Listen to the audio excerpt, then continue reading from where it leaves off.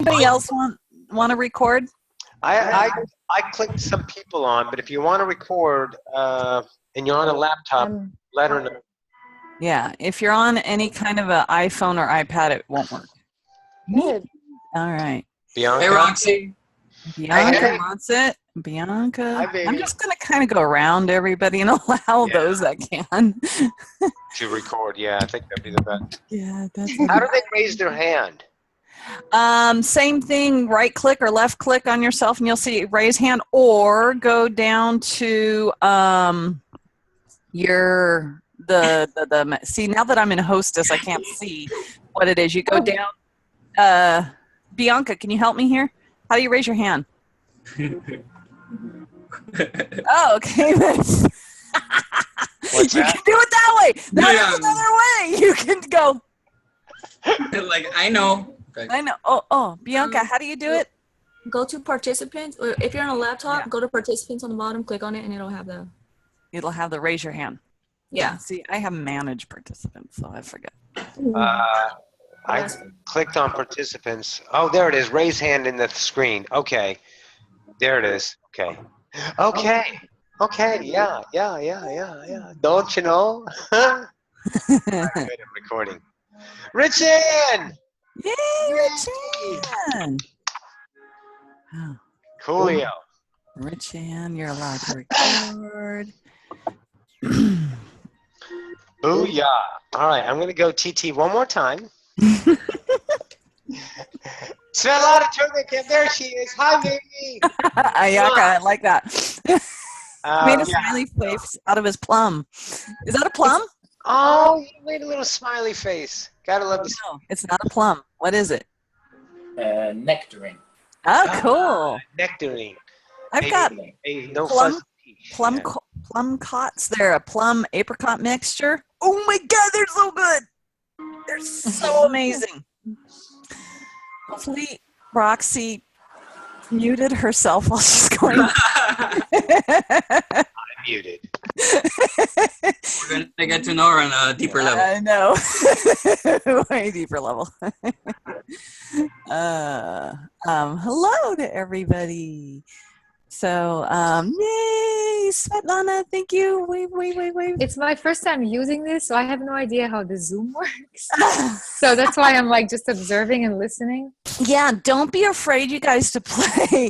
Use your cursor and, go down to the bottom of your screen and see what comes up when it says participants. Click on that. That has all your options to mute yourself or unmute yourself. When we start, everybody's going to be muted except for Roxie. And what you're going to do is raise your hand if you have a question. Down in participants, it has the option it has a little click box that says raise your hand.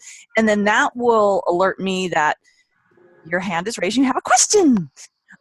If you can't figure it out, just kind of do this and I'll give you a thumbs up, and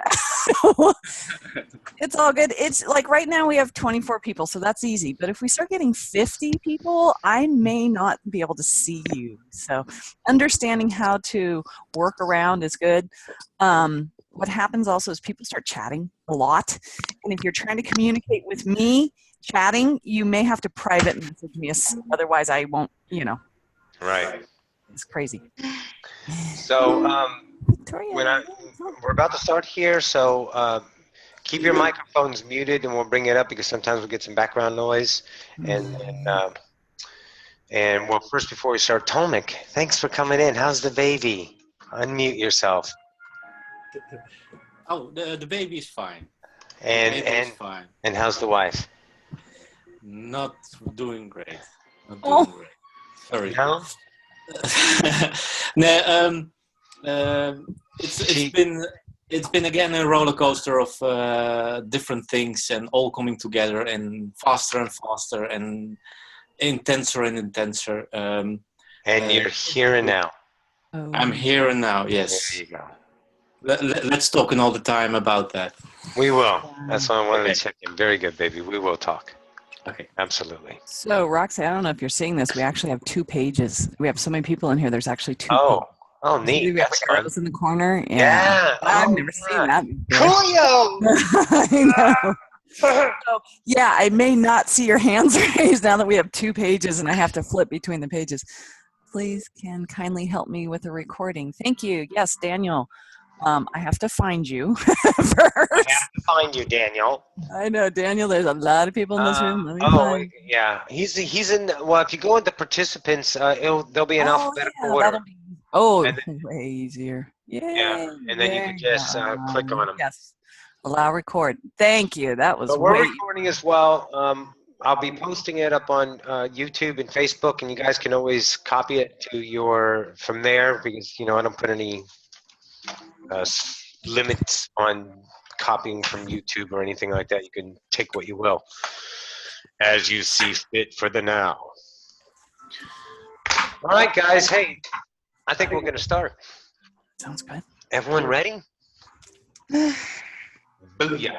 All right. Look at Rich Ann doing a little. Rich Ann's dancing. Like, Go, Rich Ann. All right, guys. Well, all right. Let me start with this. Thank you all for coming.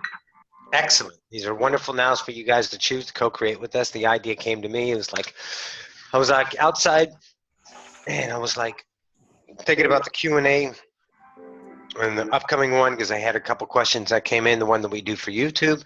And I was like, why don't we have Zoom? Why don't we just do a live Q&A? And I was like, hey, Sly, what do you think? And he said, well, of course. And I was like, that's cool. So we're going to do this every second Saturday of the month. Sounds right. So every second Saturday of every month, we'll do this. And yesterday, it kind of morphed into another idea. I do a channeling class and I do a Sylvester class. Sylvester is like, Sylvester teaches the mind-bending stuff. It's a dragon class, so a lot of times people get their ass kicked because he brings up some stuff that is a little bit brutal about yourself, and it's honesty with the self. And I think one of those classes would be fun to where he'll come in and teach. But this one here is the Q&A, and that's how we're going to play the game here. And fucking A, man. Thanks all coming. Before you start, I want to say, Roxie, love you. Woo-woo, go girl. And thank you for having me in this Q&A. You're welcome, Bianca. I love you too. She was one of the channeling students, and now she's a rock in her world. Love it. Kicking ass and taking names. Absolutely. All right, guys, stand by.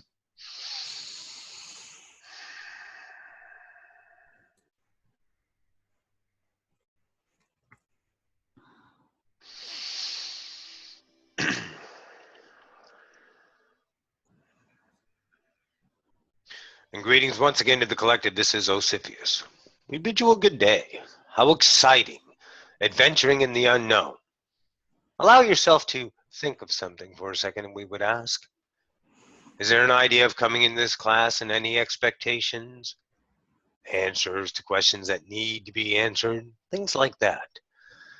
We would give you this offering. Allow this to unfold as it is, in the moment. Ask your questions in whatever way, but do not confine them. Allow them to unfold and just watch the magic, truly. So in that idea, we shall bring now Sylvester in, and we shall begin. I am here to answer questions as well as many of your higher selves. All of them are here, but some of you aren't, let's say, are not going to ask for your higher self, we see. But in that idea, now that we've said that, you've changed your nows. Beautiful. So everyone is here co-creating for all. Choose what you will. Allow yourself.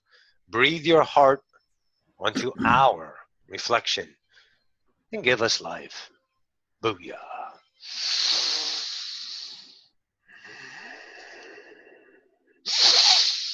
Whew! Big crowd. Hi guys, Sylvester's here. Nice lie. Hi, Kristen. How are you? Wonderful. Gorgeous little mermaid. Look at you. Damn right. Damn right. All right. So the idea Q&A, ask what you will, have absolutely zero fears about what you're going to ask. Don't worry about the room. They're just vibrations. They're reflections. They are not your judge, not your maker, not your giver. They give you life by being already. So understand that. Look, when I co-create with people, all right, I'm me, Sylvester. Roxie is her. She's let go of all those barriers. Honesty with the self and co-creation. Here's what happens. You get your honesty back to you. You get reflections of your prisons. See, in the idea of a lot of the spiritual idea worlds, you've taken construct of 3D ideas and you've shifted them to the 4D ideas. You're still trying to seek acceptance and hold some kind of an image of being in the spiritual world that would give you precedence among your peers because you just can't love yourself in the full awareness of who you are. A God. Can't take that away. You exist forever. You're worthy of everything that you are.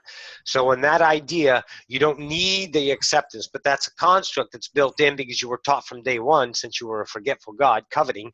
You're breathing all the time the idea of people accepting you. They identify you, you're pretty, you're ugly, you have this, glasses, pressure from your student friends, teachers to perform, and all that shit just as a big coveting idea that brings up to you is like, damn. I've got to be accepted. I've got to be liked. I've got to keep my job. And then all you're doing, your whole fucking life is this. I got to maintain this and maintain this and maintain this image and come over here and maintain this image and to prevent this. And now I'm the mother and now I'm the babysitter and now I'm the boyfriend and now I'm the girlfriend and now I'm the student and now I'm the teacher and now I'm the employee and now I'm the owner. And you go through these definitions of self and you change your vibration, which changes the mirror according to your importance of that definition in your life. And that's not the idea that we want here.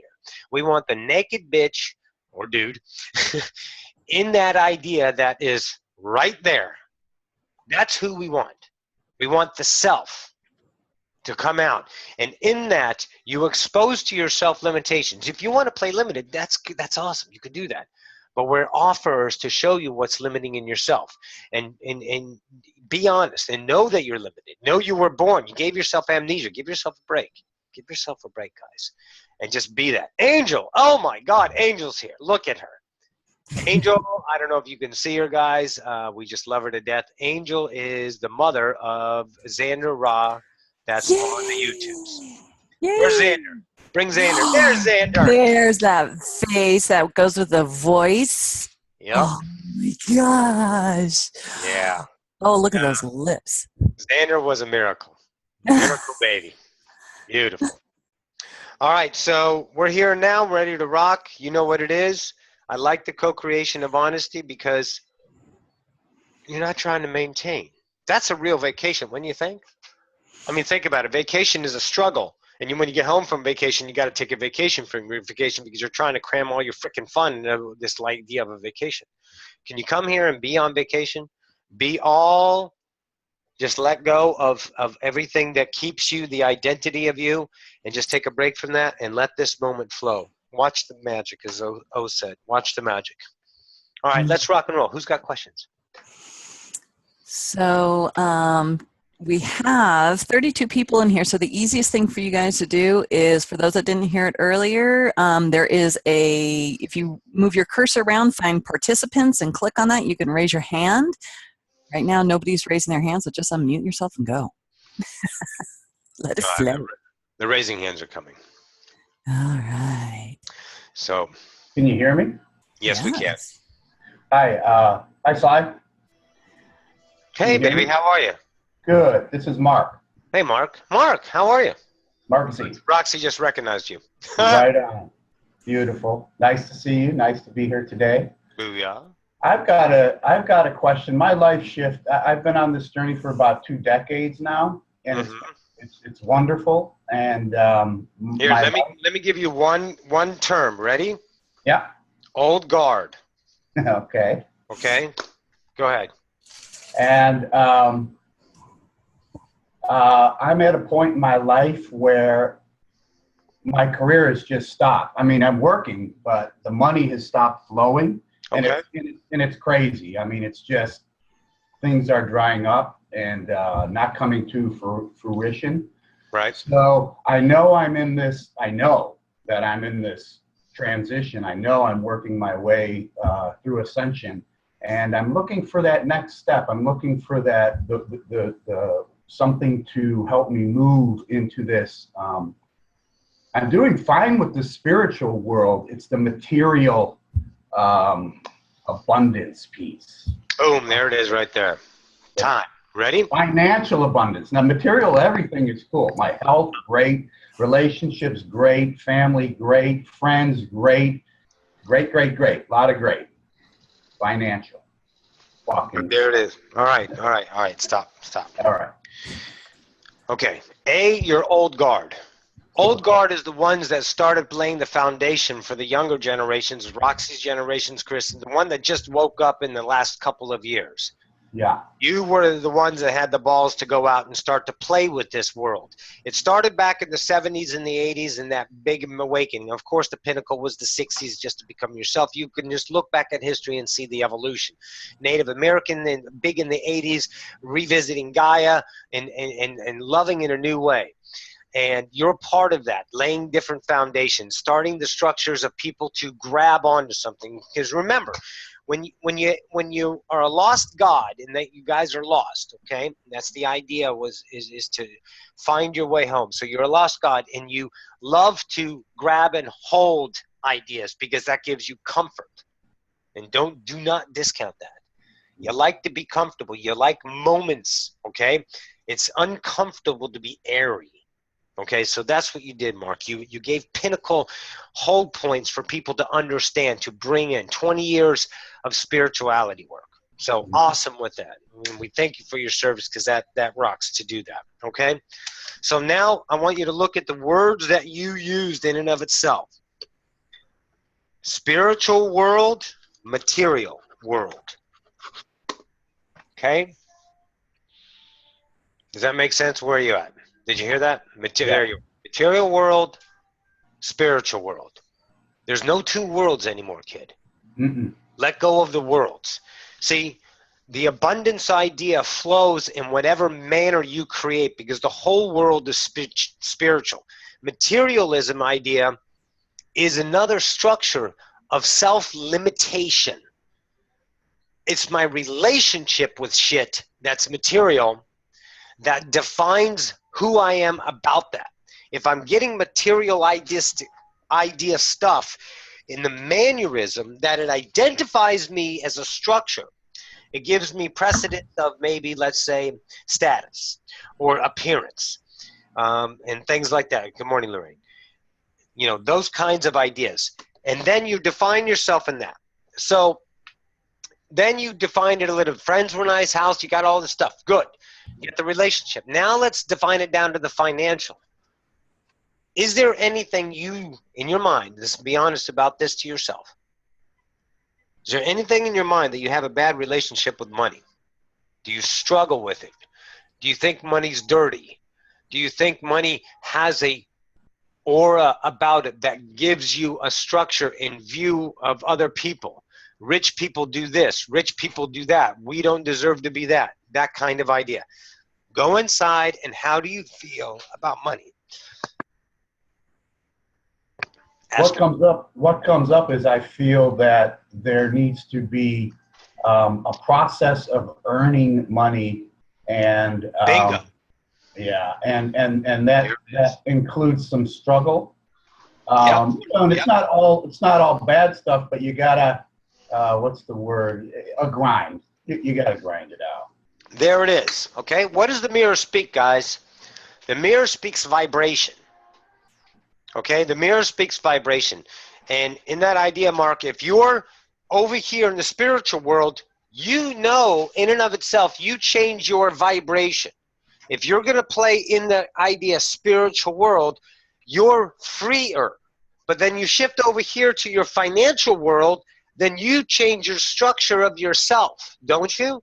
Mm. Your attitude towards it. I have to perform. I need to create. I have responsibilities. I have obligations. That's your whole vibration. What changes? The mirror. Why are this now awesome, but this now shitty? Why did I do this? You didn't do it to yourself for a lessonary idea. You did it because you're God. That's your choice of your value of your own belief system, and you can change that because you got to redefine yourself in the idea of what? How you view money, how you view jobs in and of itself. Can you have an effortless job? Absolutely. Does it have to be a job? Absolutely or absolutely not. That's up to you. Roxie doesn't have a job. She doesn't make a living. She always called it when she first started, she makes a life. And that kind of idea. And the abundance flows in whatever way it flows in. And there's a whole different, idea. Because she was raised in the idea of the salesman world when she was in the car business for 16 years. And it was, 10 hours a day, 6 days a week for 16 years, grinding out to make this money, but it was shit. Because there was no fun. Your whole obsession is you spend your money because you need to make yourself feel good because I deserve it. And that's her whole structure of her life. So if you are struggling to make money so you can maintain it, then that's going to be your struggle, because your attitude, your understanding, your reflection, definition of yourself in that idea, let's say moment construct, is that in and of itself, and that speaks to the mirror, and the mirror is vibration, and it repeats that to you in resounding form, because that's what you're asking it to give. Remember, guys, no one's behind the mirror going, okay, you've had enough. Here's this. Okay? When you start to let go, the here's this comes in, because that's already set up by your higher self. So you got to trust the higher self that you have every single reality laid out in the most beautiful idea of yourself, and let's say loaded with surprises, epiphanies, just gifts, and then it just blows you away. But when you control and say, okay, tomorrow doesn't look good, next week I have to make sure, and you set those security parameters in place about keeping yourself in safe harbor in the future, in time, you change it by controlling it, and here comes this vibration. Ready? Boom. And that attitude, that definition, that identity, that self-appearance speaks to the mirror, and you reflect that back. It's not that it's anything this or that. It's you saying to yourself, I struggle with money, and therefore. Now, how do you define money coming in? Another one, okay? How many categories of money? Give me one way you can give money. Anybody. Mark, give me one. Job? Job, yeah. Yep, I just got that. Friends. Friends. Winning the Inheritance. lottery. Lotto? Oh, yeah. Lotto. Gift card. Inheritance. Gift cards, yeah. Birthdays. Huh? Donations. Birthday. Thank you. Yes. Ooh, my favorite. What's that? Donations are my favorite. Yeah. Okay, so we got about 5 ways right now. But, we can think of a few more. How about this? How about just simply manifestation out of the blue? Huh? How about a collapsed timeline? Anyone got this? I bet someone has. I totally forgot about that money in my bank account. I totally forgot I was getting that money back. I totally forgot about that. You never had it. You created it in that now. You bumped into it by allowing yourself to trust, and then you gave yourself the memory in the moment of, oh, yeah, I did have that. Thank God. Make sense, guys? You don't put any parameters, because if you only think you earn money one way, and that's the way, then that's the way, because that's what you're telling the mirror. You can't expect miracles to come if you're telling the mirror, this is the only way I can get money. But now take money to abundance, and now that opens up a whole new field, because guess what? What does money do? Okay? What does money do? It buys the notebook. It buys the coffee in the coffee mug. It pays the cell phone bill. That's what money does. Money does not, okay, some people have rubbed themselves in it, yes, and they lay in that big pile of money when they hit a jackpot in Vegas, So, yes, that's it. But you do something with it. So instead of, let's say, the middleman of money bringing you from A to B, that's what I need. And the way to get that need in that idea is money. Take out the money. How about that just coming in? Does that make sense, Mark? Mm-hmm. Yeah. But what does that take? That takes trust, okay? Because what were you taught? You need to get an education. You need to earn. Life is a struggle. You need to work hard. These are constructs that you guys are tearing down. Ascension is a deconstruction process in our eyes. You are tearing down the walls of Jericho, if you will. You are doing what it takes in the mastery work, the disciples of mastery of ascension. You've ascended other planets already, all of you. No one comes here as like, oh, yay, first time. Shit.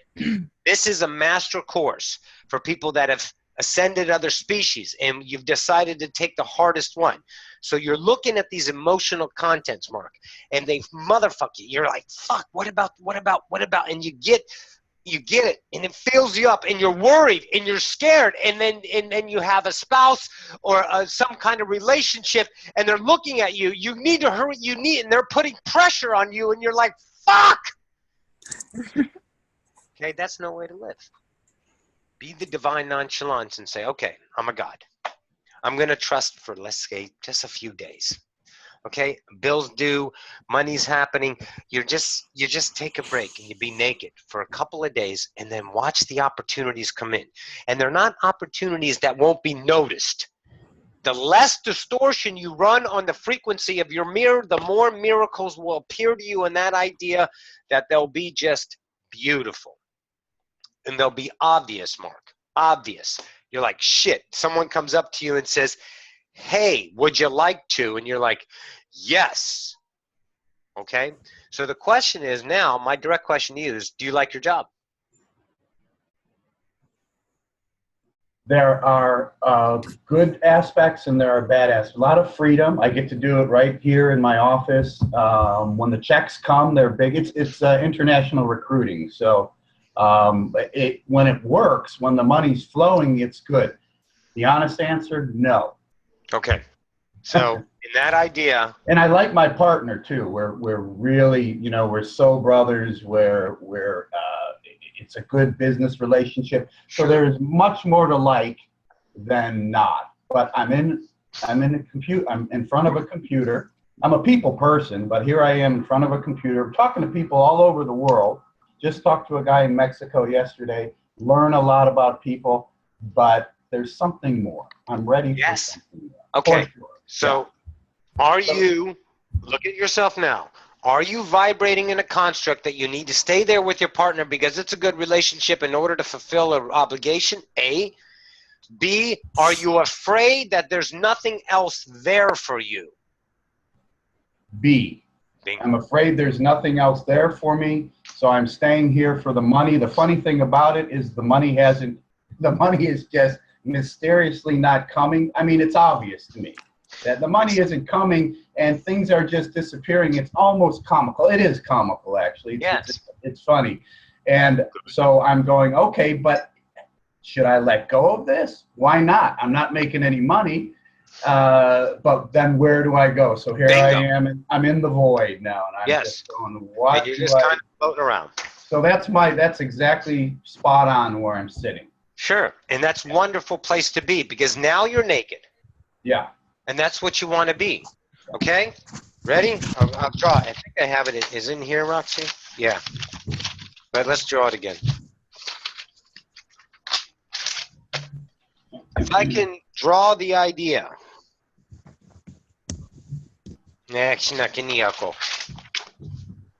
Yeah, we have it here.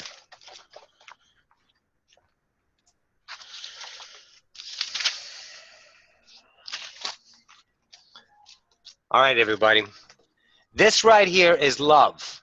It's called the unconditional unknown. Okay? That's consciousness, that's existent, that's everything. This little stream, this tiny little dot is a fractal. That's you. You guys following? Yeah. So this flows naturally. I'm going to say this again. I'm going to enhance this. That unconditional love flows in, out, on its own. You know, you need no effort to create your own idea light because that's what you are. You need no idea intention to bring more love through because you cannot go more than you already are, which is all that is. Remember, all that is never +1 or -1. It's all that is. Okay?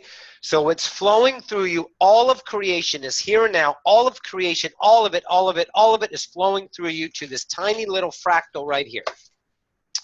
Bingo. Okay? And that goes through this thing right here. This is your veil. But it flows through it because there's no resistors when it's flowing out. And then it bounces off the mirror and then it hits the perceiving mind. This right here, Mark. Mm-hmm. That's the veil. That's the veil. Got it. Now, Everyone has different portions of the veil. One man's trash is another man's treasure. You all know this. It's the value of the incorporating idea of whatever said structure is a found limitation of value is your veil.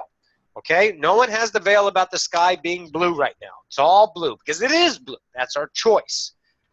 But you have an idea about this. So when it's bounced back, if you have value in that idea vibration, that unconditional love's flowing through, okay? And you have value that says other than that, then it's filtered and it becomes the perception that you distort it to make it valuable, or it pisses you off, or it's angry, or it's awesome, or it gives you whatever the details are is you, but you know that it's unconditional, only distorted by the value of the veil that is portioned through. The trust, the definition, whatever it is, job, work, another person, judgment, definitions, all over the place. Okay, so in that idea, here's what's going on. You're now airy. You're now, I have nothing now to distort. Here's where your trust is, to where you don't reinforce this. How do you reinforce it?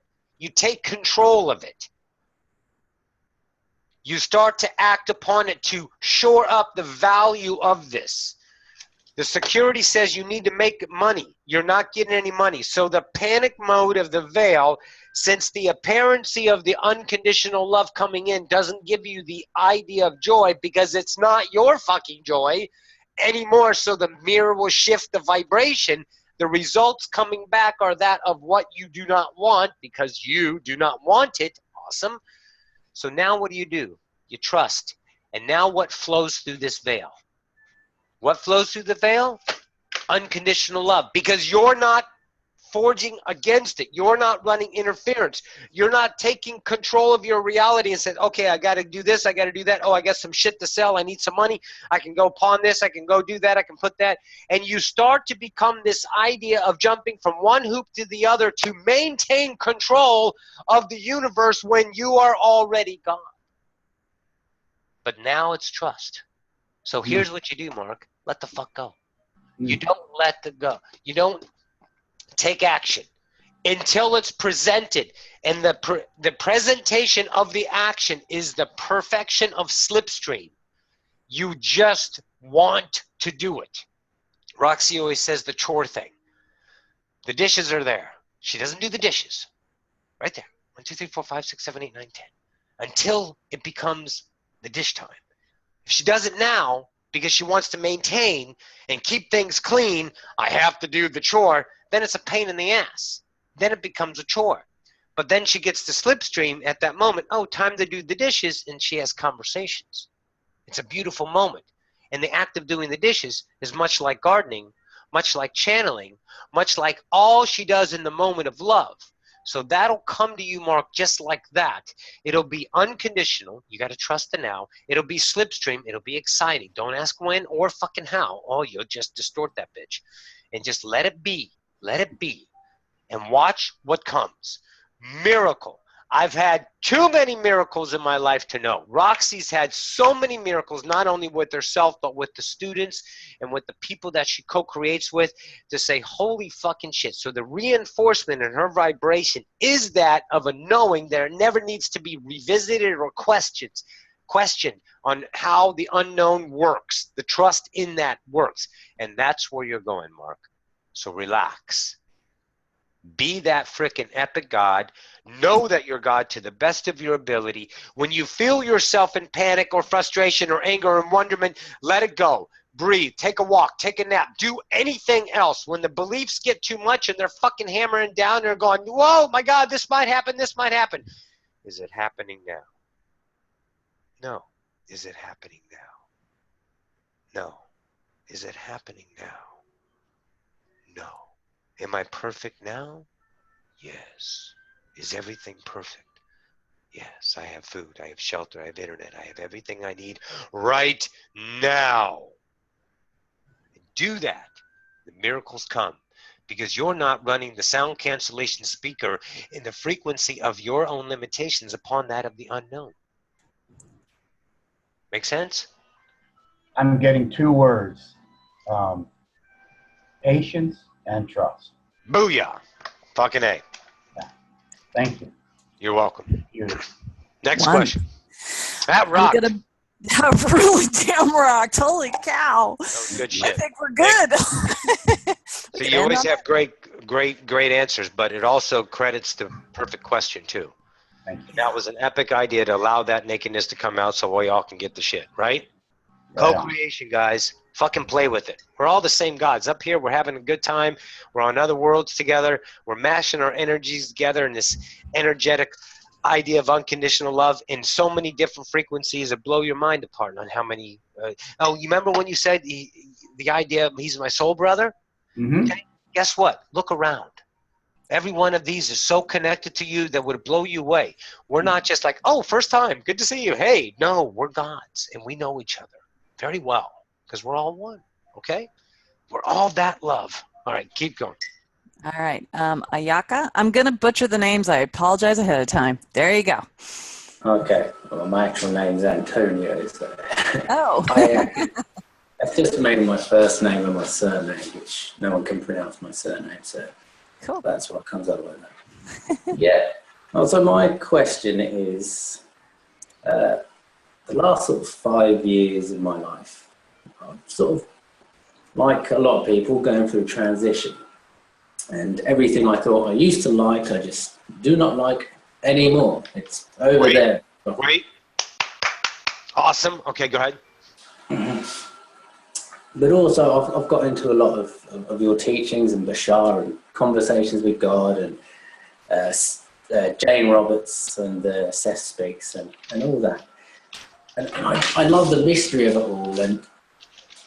But it's sort of affected my life in a way that everything else feels a bit mundane compared with this amazing shit that I can't see or don't know about. I've always been fascinated what's under the water. You know, I love fish. Yeah. I'm fascinated by the mysteries, and it makes the day-to-day seem just not that exciting. And through all these teachings, you know I should focus on the now, follow my joy, do it with no expectation. But then my expectation is to have no expectation. And I'm kind of stuck in this catch-22, and like, I do love life, I wouldn't want to change anything. You're bored. Yeah. Okay. In other words, bored. Here it is. Fun. In your mind, category 1, 2, 3, 4, 5. You got 5 categories of fun that you grew up with. Okay? This experience as a child, everything was fucking fun because you didn't have that logical bitch get taught to you. You know, remember that one? Oh, no, you can't do that. That's not responsible. Oh, you need to learn. You got to become. You don't do that. That's bad. All that shit that they diarrheaed all over you. Everything in your world was fun. And that's where you're going back to, okay? But through your life, everyone has ideas of fun. Something that's really fun to you, and you say, hey, man, we're going to go do this. And your friend goes, no, I don't want to do that. Why not? It's so fucking fun. But see, that's not their category. That's not their value of that idea of vibration. They had experienced at one time or another. They define it in their head. They trump it over to non-fun land. And so, therefore, they're not motivated. So now that you know you're different, because all the stuff that you found valuable, you said it yourself, is no longer exciting to you. You've changed, but you're still looking in the nows for your fun to be one of these categories. And if it's not, you don't do anything and you end up going, fuck, I'm bored. Yeah. Damn. What can I do? Well, Bingo. I searched the internet for the answers to where the aliens come from. And Doesn't really matter. I know. They're But right it's always there. fascinated me. You can play the fantasy, but then you know your vibration. You know your honesty with yourself. You know when you're starting to struggle with shit, and that's what you want to let it go. Michael's struggling with the same thing. Cool. So in that idea, listen. You redefine your nows. You follow anything that is shiny. I don't care what it is. You have a higher self that's God. Your higher self has some shit in store for you.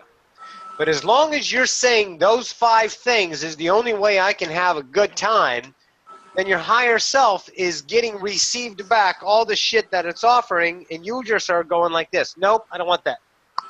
And you're hitting it right back to your higher self. It's bouncing off of your shieldings, your veil, okay?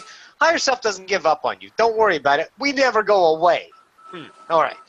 So in that idea, you're shifting around your nows, and in every now, you've got these ideas, so you can't see that. That's the thing. See, you see things in vibration. You get that idea, and that a vibration allows that come in, and then when it appears to you, if you categorize it, judge it, then you don't get to go down that shiny road. It may look fun initially, but then here comes that theory bitch. You know the one. The one goes, yeah, but what about waste of time? Is it gonna? And you take all of your past and you bring all of those referenced ideas and you open up your reference book in your mind, instantaneous. You guys got mega RAM. You bring all the ideas up and you look category. Nope, doesn't look fun. Out of theory, because you're basing it off the past, which is time, which is illusion, which is not here and now. So here's what you do for the next week. Task yourself, if you will. I'm going to have fun, and I'm going to be the yes man, kind of like the movie Jim Carrey did. That kind of, I'm just going to go and fucking get naked with the world and see what happens. Okay? If you guys can do that, you won't believe how much your reality changes, because if you're having fun, yay, what does the mirror speak? Fun. It can be no other way. But if you're trying to make it be fun or have a result of fun that it was worthy for you to travel down because you actually have fucking expectations of what it's going to do for you, only leads back to one thing. I don't like who the fuck I am right now. I'm not enough. So I've got to be enough by changing my nows and look for something that's better than what I am right now. And right now, you're fucking God. That's what we're taking away. Those blinders, right? Those blinders that tell you you are not worthy of the here and now, when the here and now is everything. Okay? Roxy looked at you when you came on. You're fucking gorgeous, Roxy wants to say. Thank you. Ditto. Yeah. So you have it going on with your world. Be your God on your world. Not arrogant. You can play arrogant, and then you'll know, okay, I don't want to do arrogant anymore. Nothing wrong with that. So you have to learn that idea of discernment with yourself on your own actions. Awesome. Never regret who the fuck you are. Ever, ever, ever. Experience. Beautiful. Anyways. So you go for a week. You try different shit. Anything. Anything. Anything. And then now, someone calls Roxy, you want to do this? Fucking A. You want to go out? Yep. Let's go. Moved in with Tom, riding the bus now. Roxy's never ridden the bus. Now she loves the bus because she gets to talk to people. She gets to interact. She gets to see humanity being the lost God playing in this fucking playground, and it's amazing. Does it do anything for her monetarily? Fuck no. Does it do anything for an idea of time of becoming more ascendant? No. What it does, it gives her the experience of the now of co-creating with all that is. And that reinforces her, bursts her, and allows her to be that idea and reflection for others. How fucking cool is that? Take off the what it needs to be, what it should be, how is it going to play out, am I wasting my time, is it not the right way, all of that diarrhea that you were taught in construct, not your fault, get over it, and it's just going to lead you to an unknown world that you haven't played with since you were a child.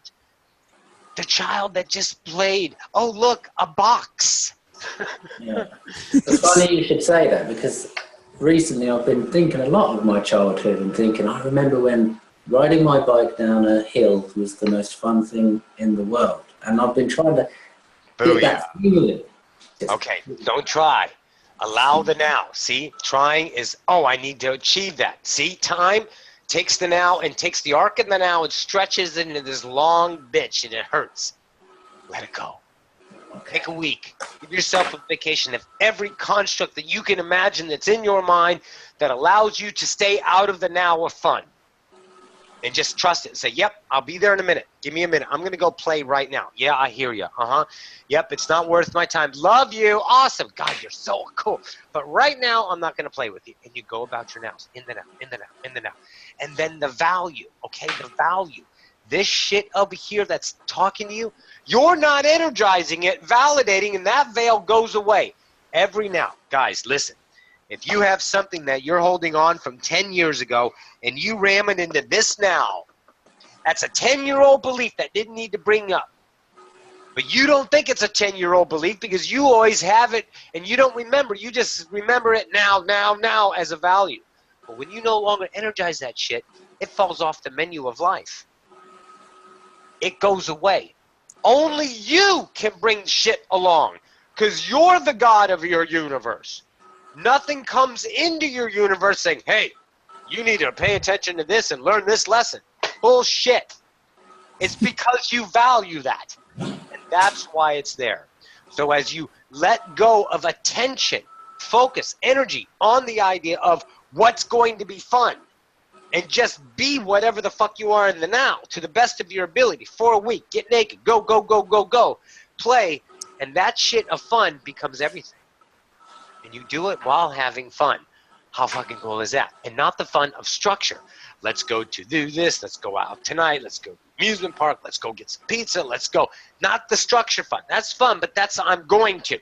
We're talking right now. Fucking fun.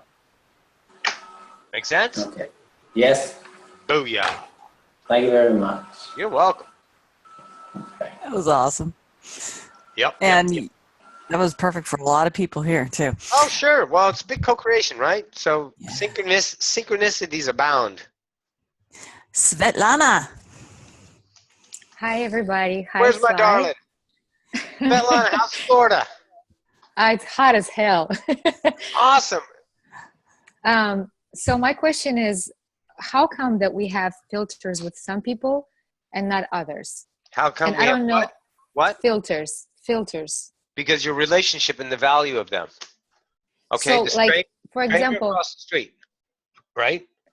but wait. I just want to say, for example, like when it pertains to sex, Okay. one guy, crazy attracted, I want him. Another guy, attracted, but I don't want him. So why, if we're all unconditional love, if we're all connected? No.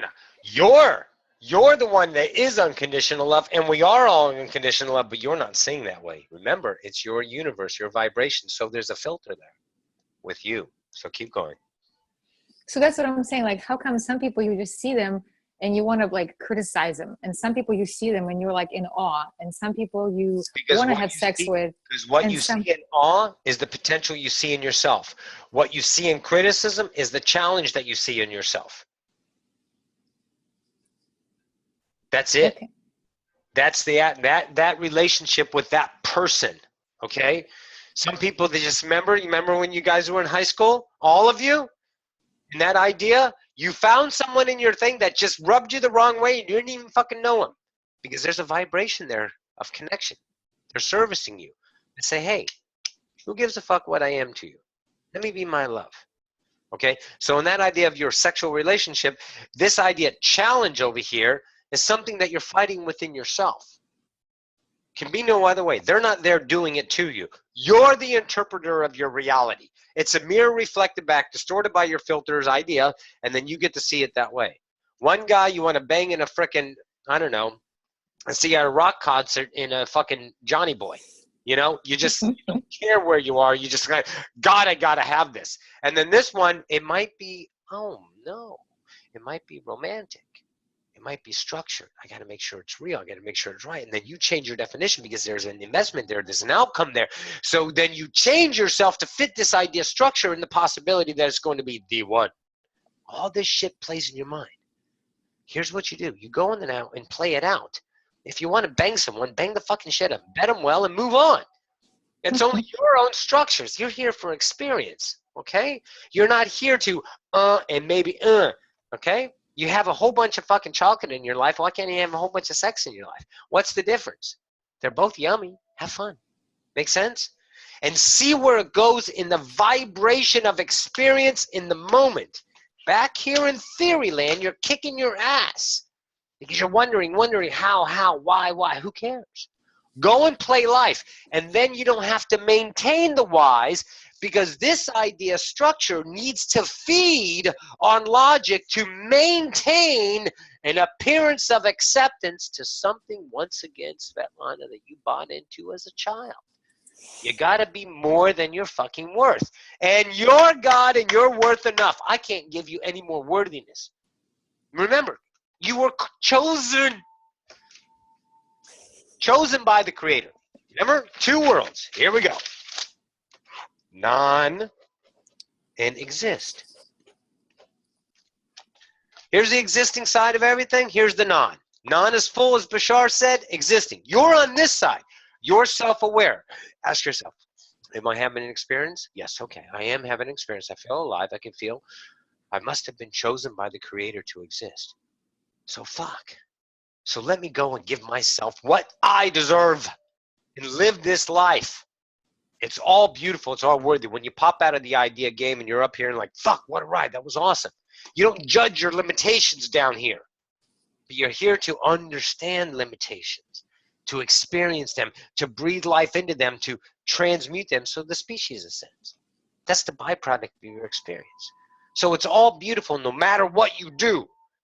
But you chose the idea of awakening to understand how beautiful you can be as a life, as a living God in a human form. Booyah. So your connections to people, they're not based on like past life connections? Fuck It's no! the There's filter. no past life! There's no past life. It's going on to the left, and the future lives are on the right.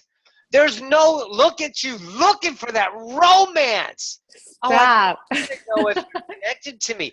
Oh, you're connected to, oh, are we star children together? Oh, let's be racist spiritualists. And you're not a star child. You're not a crystal. I'm a rainbow. You're this and you're that. And we're connected because we, are you fucking kidding me? Let go of that diarrhea of definition and be the God here on earth and watch what the fuck happens. Watch how everyone is connected. Those are categories of connection for valued reasons of appreciation, admiration, determination, to become all this idea. When you are already that, but that logical mind's kicking into gear. I gotta be more. I gotta be more. That kind of idea. You know this though. You like playing. You like playing in that idea. I love you, Sly. And everyone in this room you've been with on all the lifetimes, one way or the other, in the idea of co-creation of humanity, everyone is now. So you're with everybody. Did you guys focus in a certain now in 1812? Maybe fucking not. But, you know, does that matter? Because in this, does that really matter? It matters in separation, as importance, as value, but that keeps you divided. Booyah. Thank you. You're welcome. I love you. Who's next? Oh my God, that was great. Oh, well, Savior had a question, but then I think you just answered it. So unless you want to try, you want to go, Savior? Hello. Hi, baby. Yes. Okay, let me. Okay, I have a question. The question is if you can understand me. I can understand you fine. What is the relation of the Clifford? What is the relationship with what? The Clifford. Clifford, what is that? Maybe this is not the proper name, but you know the Sephiroth, right? The Kambala, the tree of life. Yes, I got that. Hang on. Did you write the question in here? Roxie wants to see if she. No, he didn't. He didn't type it in. No. No, you did. Oh. The cliphort. Rox, can you talk about the cliphort? Is that it? Yes. Cliphort. What is that? Is it? As I understand, it's the shadow of the tree of life. It's like the opposite. Opposite of what? Of the tree of life.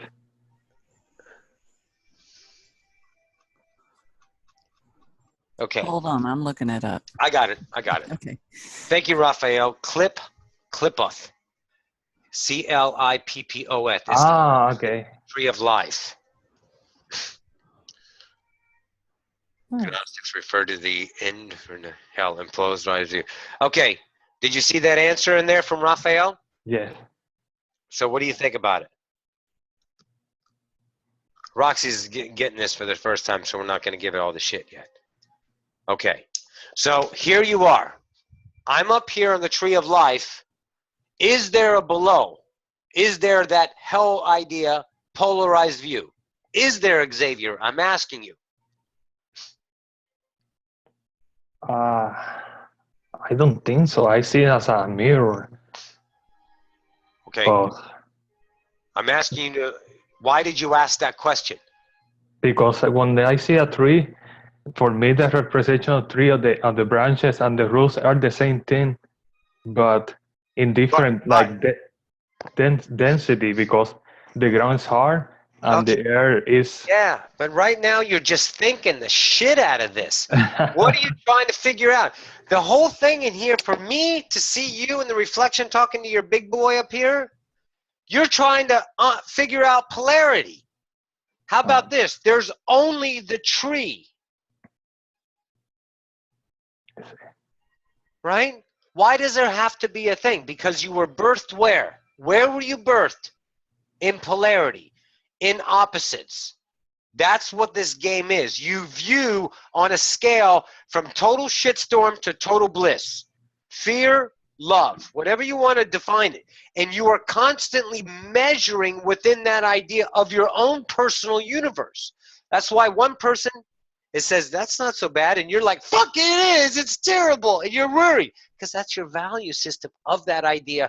Range of measurement that you value that particular idea, and that's what gives you and reinforces the idea of polarity, child.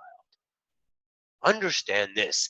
You can view reality in whatever way you want to, but why do you want to? When you ask the own question of thine self, what did you say? But that means there's another side. That means there's an other self that you want to validate.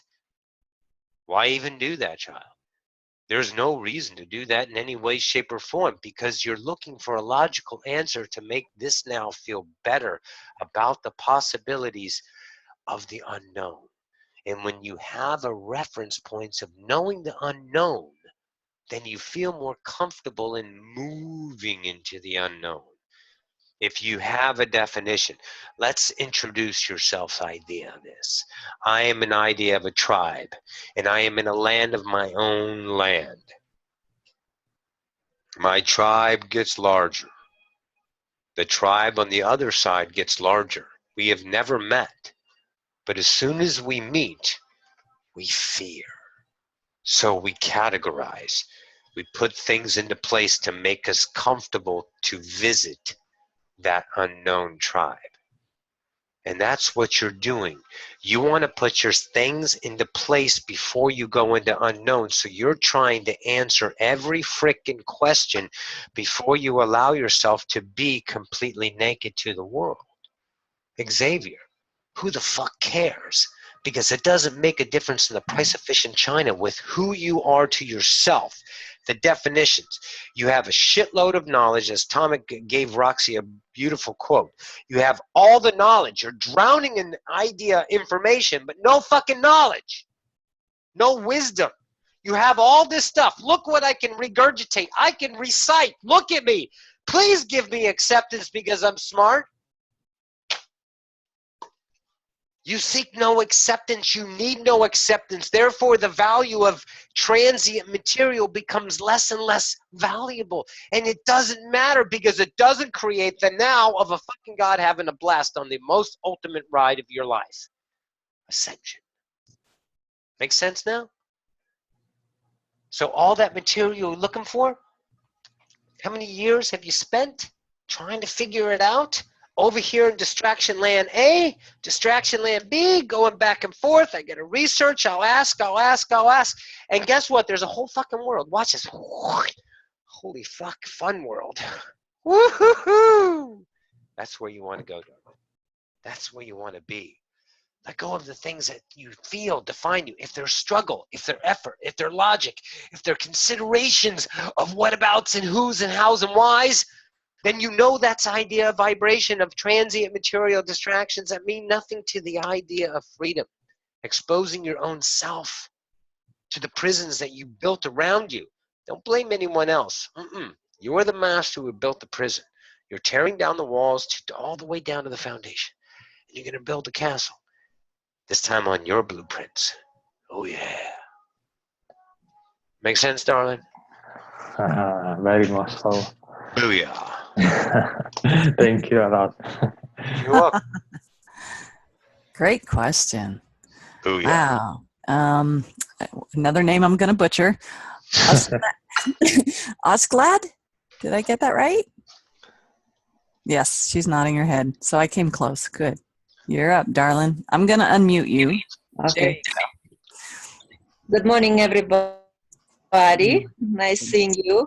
And the question I have, maybe more clarification on relationships between my individual consciousness and the collective. And if it's possible, maybe an example with California drought, because I am from Southern California. And the other week we had trip on a car, so the whole California up to north, and spent weekends there. And all I was doing was basically sitting in a full tub of water, soaking and croaking, and happy as can be. Then back home, I taking a shower and basically let it like pee on me. So and in my idea, I'm helping fields or preserving water for the fields, so from saving water, sacrificing my shower, I guess. So how that works? What is the idea behind that drought? Because what I see with my eyes is pretty depressive.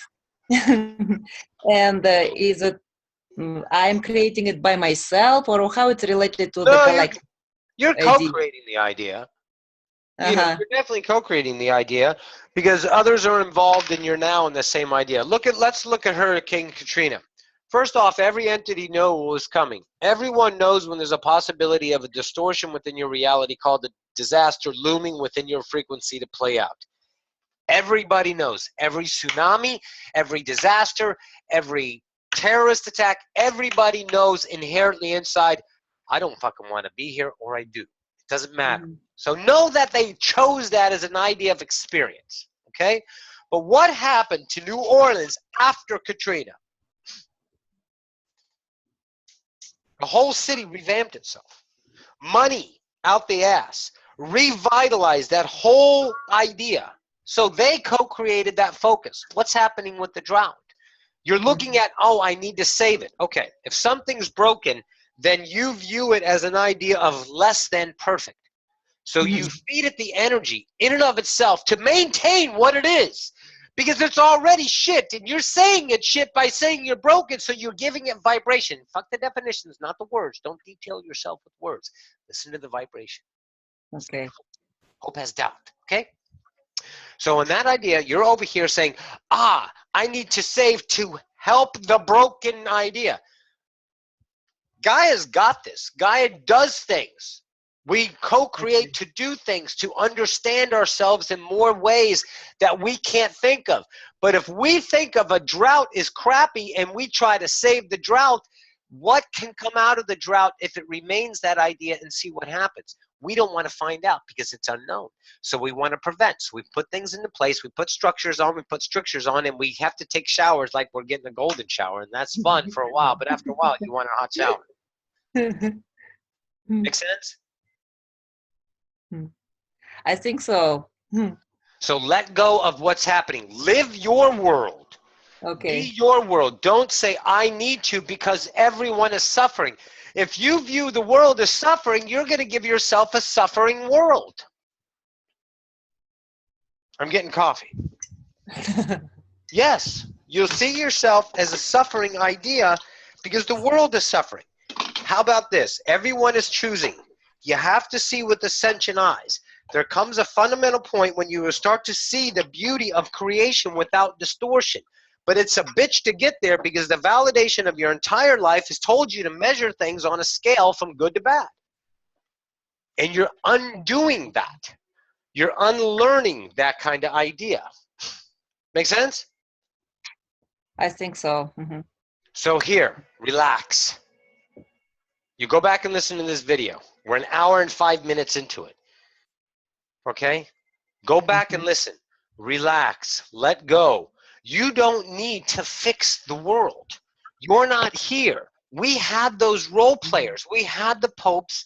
We had the Gandhis. We had all of those structures, the Christ conscience, and there's more Christ conscience than you guys really understand how many there are. And those ideas, ascended masters, you want to call them.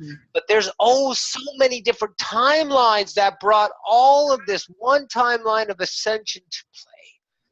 Structures of those ideas. Those were the idea representers, the preachers, because you needed preaching, but now you don't need preaching. The kingdom of heaven is here and this lies within. You don't need people to tell you or to be fixed. We don't need you to save them. They're not broken, baby. How about this?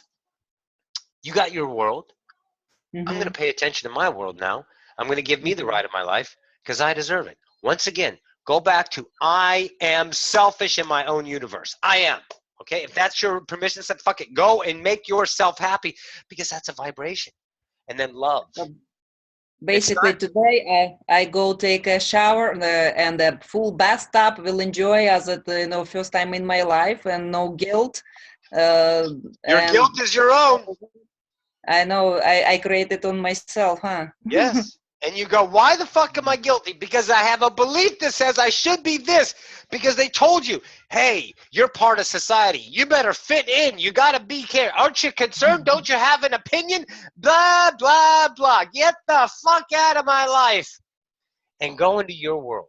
And there's ease. There's freedom. There's joy. There's a bubble is what it is. Remember Ocyphius idea? Billions of Earth.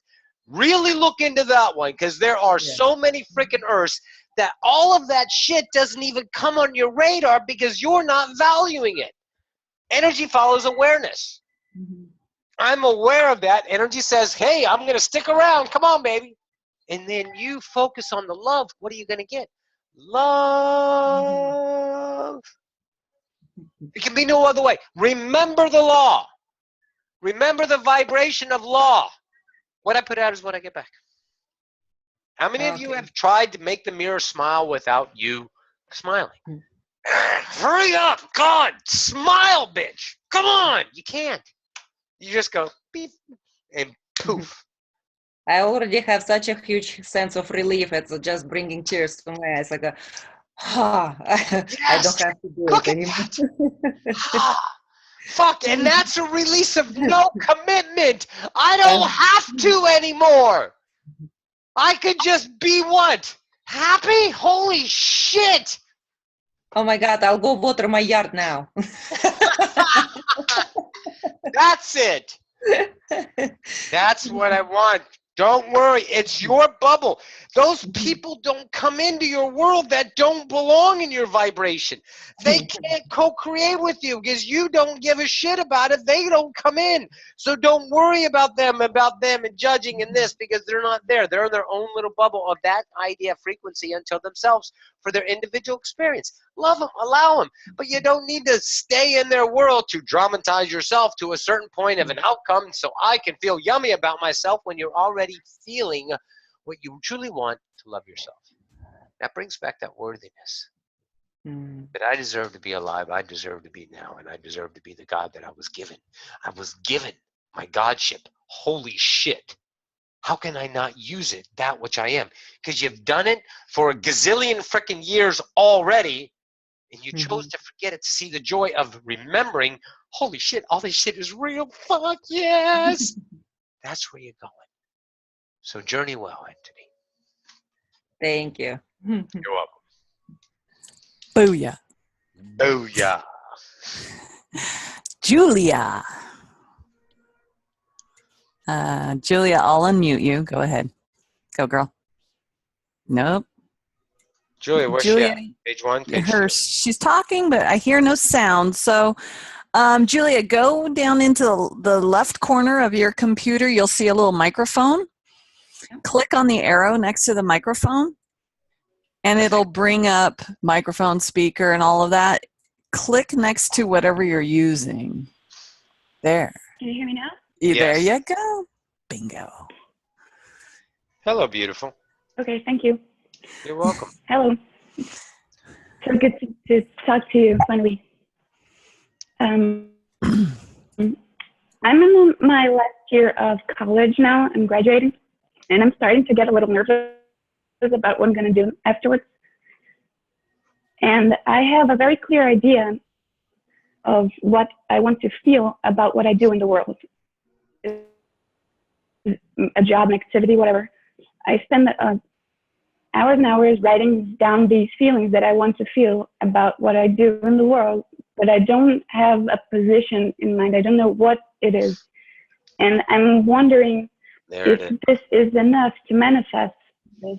Oh my gosh, child. Absolutely. This perfect position, because I'm having trouble trusting it, because people ask me, what do you want to do? I'm like, I don't know.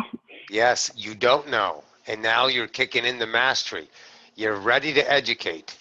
You're ready to be what you know you want to be. You don't even have a definition of what it is because it's not even definable yet. It's an unknown way of communicating with the world through your educational ideas, of bringing the mass awareness to a different structure. If you want to share it with the group, you can share it with the group on what you're going to do to the best of your ability. But I know this. Trust it. Difficulty trusting? Okay? Let's give you one permission slip. How long before you're out of school? 4 months. How long before you're out of school? She said 4 months. Okay, 4 months.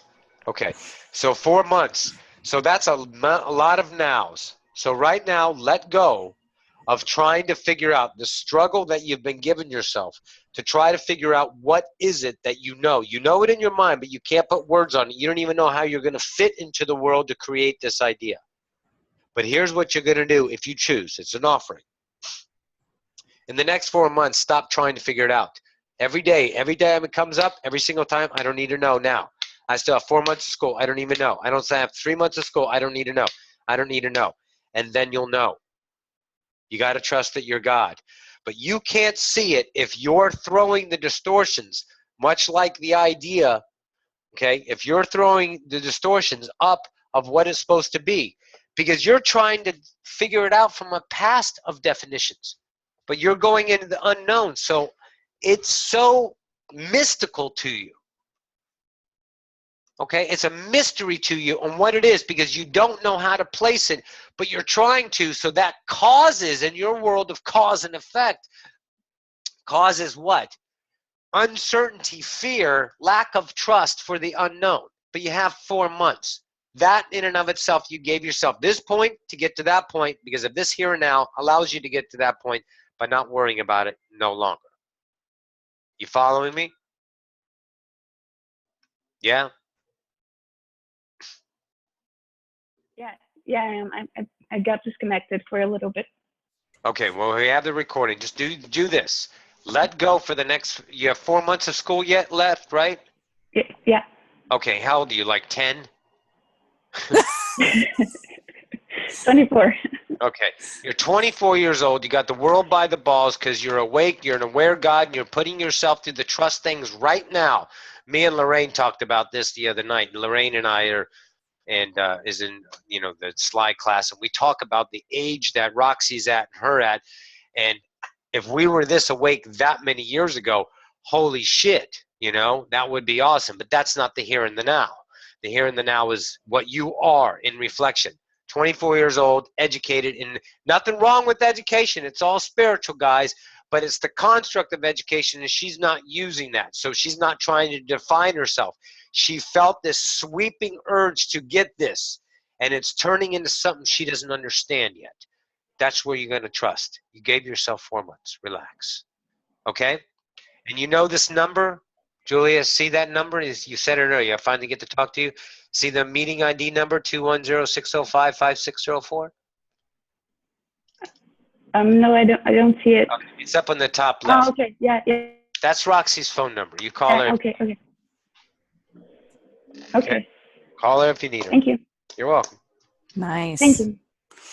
Oloa. And just an FYI, guys, if your internet connection is sketchy, if you turn off your video, we can hear you a lot better. Just discovered that the other day. Booyah. Yeah. All right, Oloa, you're next. Can you hear me? There you are. Where's Olowa? There he is. What's up, baby? Can you hear me? How are things over? Good. I'm really getting it. Really getting it. And I just wanted to ask, what part will the mind play? Because the more I go into my heart and more away from my mind, I'm having more success. And I just want to know, from your point of view, what part will the mind play in the future, if it will play a part? Okay. You got two minds right now. Humanity defines the left and the right. The right being the intuition, which is the exact same as the heart. And the left is the idea of the logical mind, which is the exact same as the heart. You're a full-born God, and you use all attributes of yourself in the now. The mind is playing the game right now. It's how you're defining the mind playing the game. You're following your heart, but you're following your whole mind. You need logic. We had to build a whole bunch of fun spacecraft over the past millennium, and this idea, let's say Octavia alone, that's this universe down to this galaxy, we built off of mathematics and engineering and logic spacecraft. You guys have seen them in your videos and stuff like that. They're out there, okay? We don't discount logic. Logic is intrigue, is developing, it's tinkering, it's Tesla at its best. Yep. But that came from the whole mind. So your left and your right mind become one mind. You embrace, like Roxie has figured it out. She's not here to be transgender. She's here to be both vibrations. Make sense? She bees the love in the moment with that passionate of femininity, and then sometimes she'll lay it in. You know, that kind of idea as a male way. That kind of. So you know that you understand that, right, baby? Yeah, I feel them becoming more unified. Bingo. I'd say my logical mind is actually agreeing with a lot of the stuff where before it would have fought it.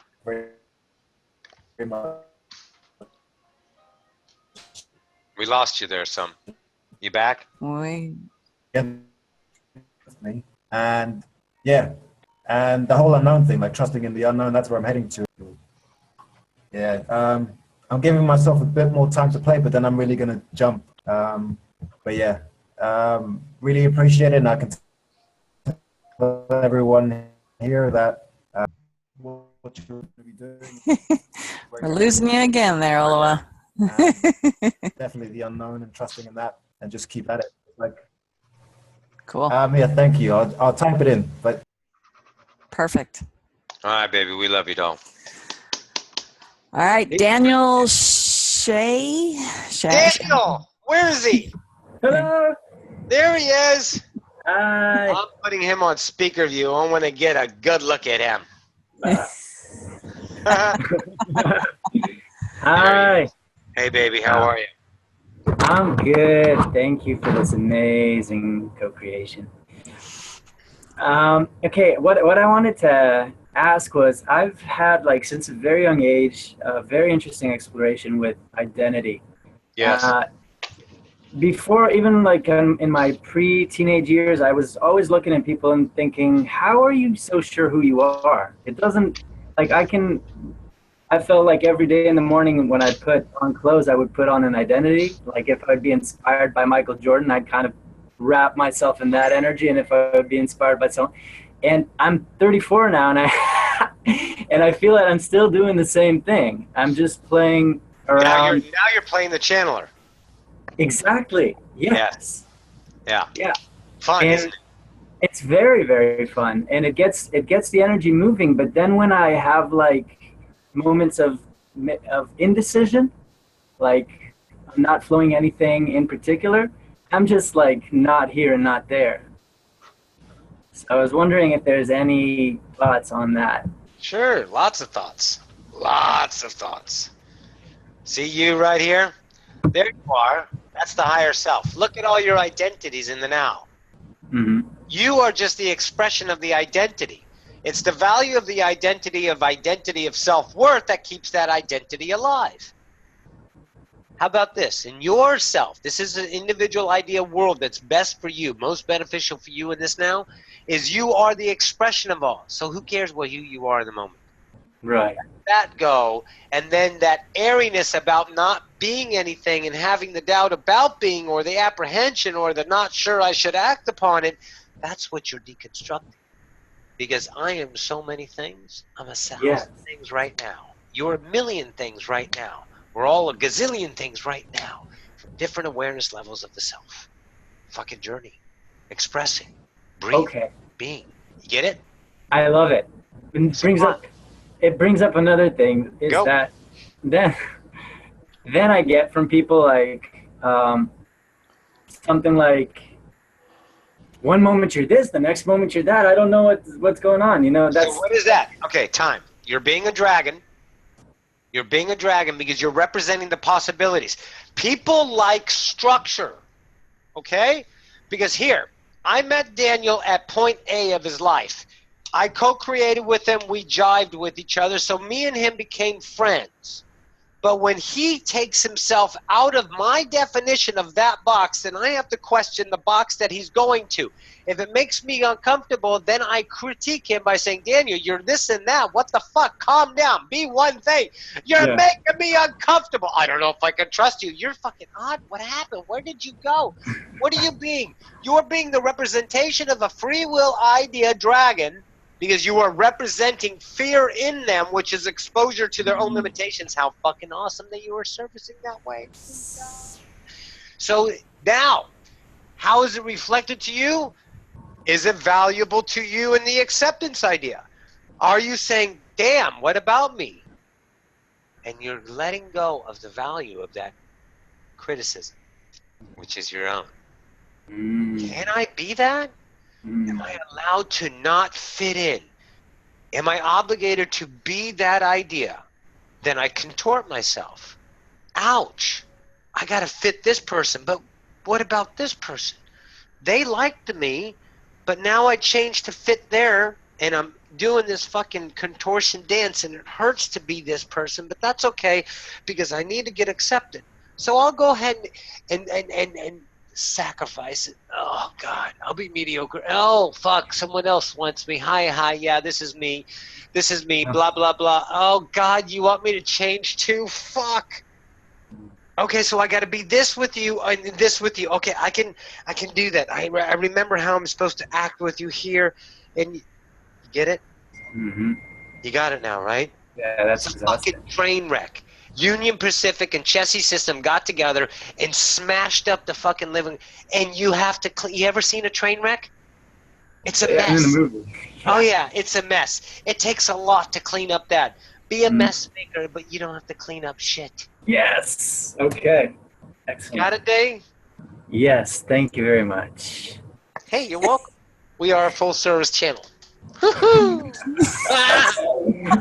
Oh God, we just having fun. Fucking A. That's good, Down. Brilliant. Brilliant because it shows a lot of people their own representation of themselves. Know that. And channel your fucking ass off. You're doing absolutely outstanding. Measure nothing in comparison. Measure nothing. We know that's a construct in your mind to play with. Measure nothing. Breathe your life onto the screen of life, and those who find, vibrate, love, the seeking, you become the lighthouse, don't you? Yes, you attract. They seek, they want, they feel. They're like, fuck, yes, I've been looking for that. And then you give them what? What do you give them, Daniel? Their authority. Yeah. And then they go and they go play. Thanks, honey, and you're welcome. And then they go get to play. with their love, with their self-worth, with their remembrance. What greater act of love could you have done? Ah, freaking A. Thank you. You did that. How? By being yourself. It's effortless. Yes. Booyah. Perfect. You're welcome, darling. Thank you so much. Yay. Amanda. Here, I will unmute you. Go, girl. Awesome. Hi, Roxie. Nice to finally voice to voice with you here and everybody in this room. Hi, Amanda. Before I start, I just want to say that it's actually been difficult to come up with a question to ask you because everything seems to be reflecting back to me as I need to hear it, which is the gift that you always seem to give me. Perfect. I've been working with a lot of information that Amanda, just a suggestion. Hang on, She's let not her hearing me. finish. Okay. Turn off your video, Amanda, because you broke up a little bit. And see if it comes through, because you broke up a little bit. I can do it, Amanda, if you want. There you go. Okay. Try it. All right. And actually, when I was out on a retreat, a spiritual retreat, I had a gift come back that was a confirmation, a beautiful chalice with 2 dragons upon it. So even talking right now, for me, opening up has been difficult because I'm a very anxious person, but I've been trying to look at that anxiety as courage. And one thing that Roxie portrays a lot of is courage. And I guess my question is, what is the best way for me to allow that spirit that is me? When I was a kid, I wanted to be everything, do everything.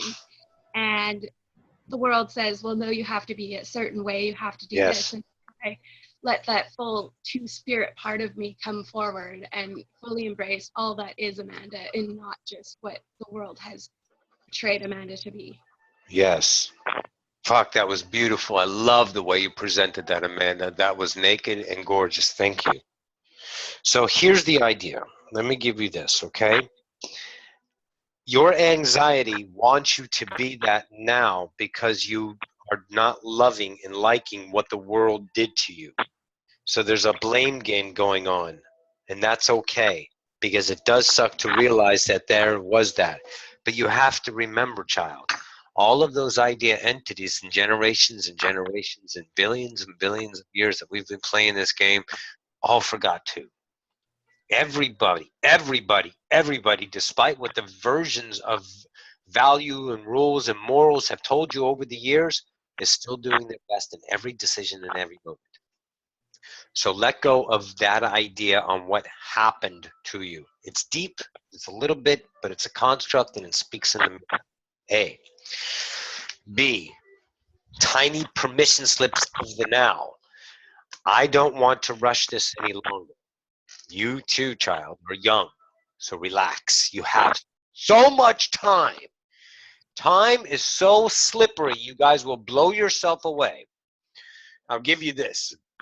People play 10 years of their life out to learn something, coalesce it, and they come back to that now, and they never give themselves memory of 10 years into the future, but they just have it themselves now, so that one pinnacle moment when they know they want to change, they do change. And then you go on a different timeline instead of that timeline, which already played out. You have all the time you need. So take your time to the best now. And anxiety wants you to be full and complete now. Relax. Here's where you embrace the journey of limitation. Ocyphius, of your limitations.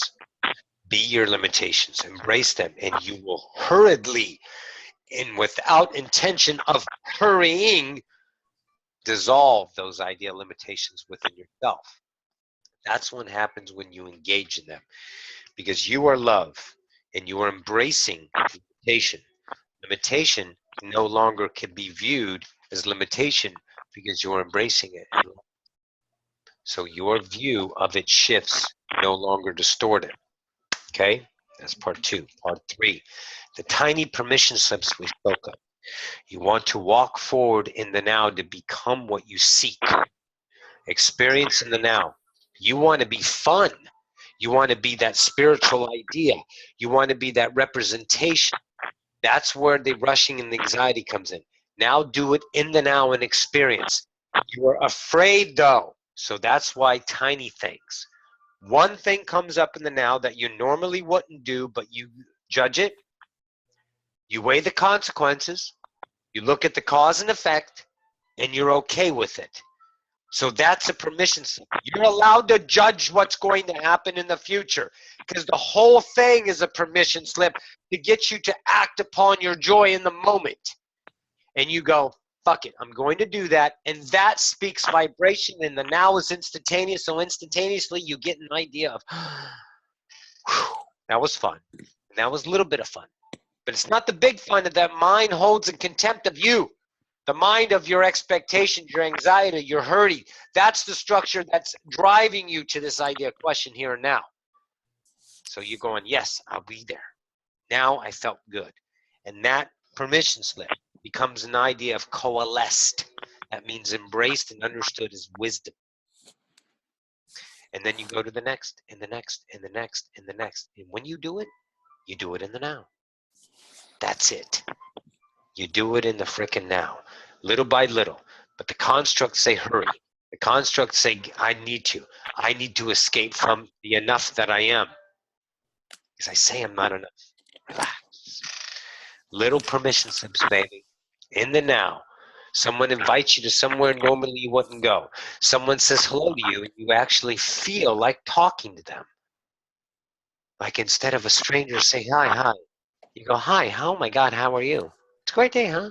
And start with that chitter chatter that humans do, that small talk, dig deep and explore something. Go into the worlds of the unknown that lie within your world to show you that the whole world is unknown. And that is so beautiful to go into and explore. But you're back here in comfort land, right? The boundary, remember? The framework A. Framework B is over on the edge.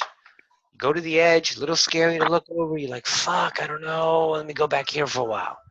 Then you come back up and you use a tiny permission slip to take A edge and move it over to B just a little bit. And the sandbox gets bigger until there's no more edges. So ride your world in the now. Trust it. Little things to trust that have no great outcome of consequence that the feeding mind is giving you. You can deal with it. And then the apparency of the action of that idea, joy, those fears never come because you didn't life into them. Make sense, baby? Yes, it does. Thank you very much. You're welcome, baby. You got this. Exciting times for you. Oh, we can feel it. Yes. Who's next? Does anybody else have a question? Tomek, go. Tomek. I'm going to unmute you. Oh, you just did. Sorry, go. Shit, you chose me. Now I have to ask the question. Your hand was raised. Yeah, well.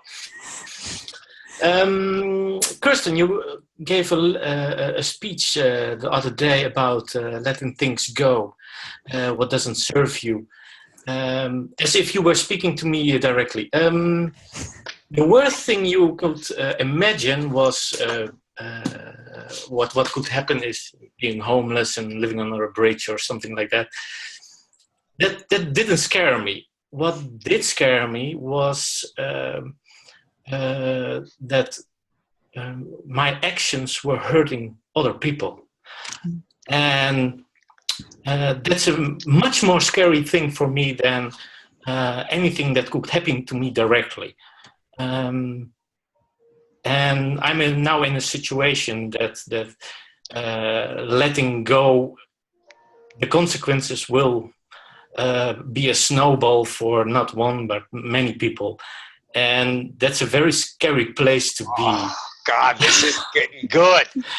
So before you go on, I know the whole stuff of being a god and no, oh yeah, the whole stuff about being a god. Okay,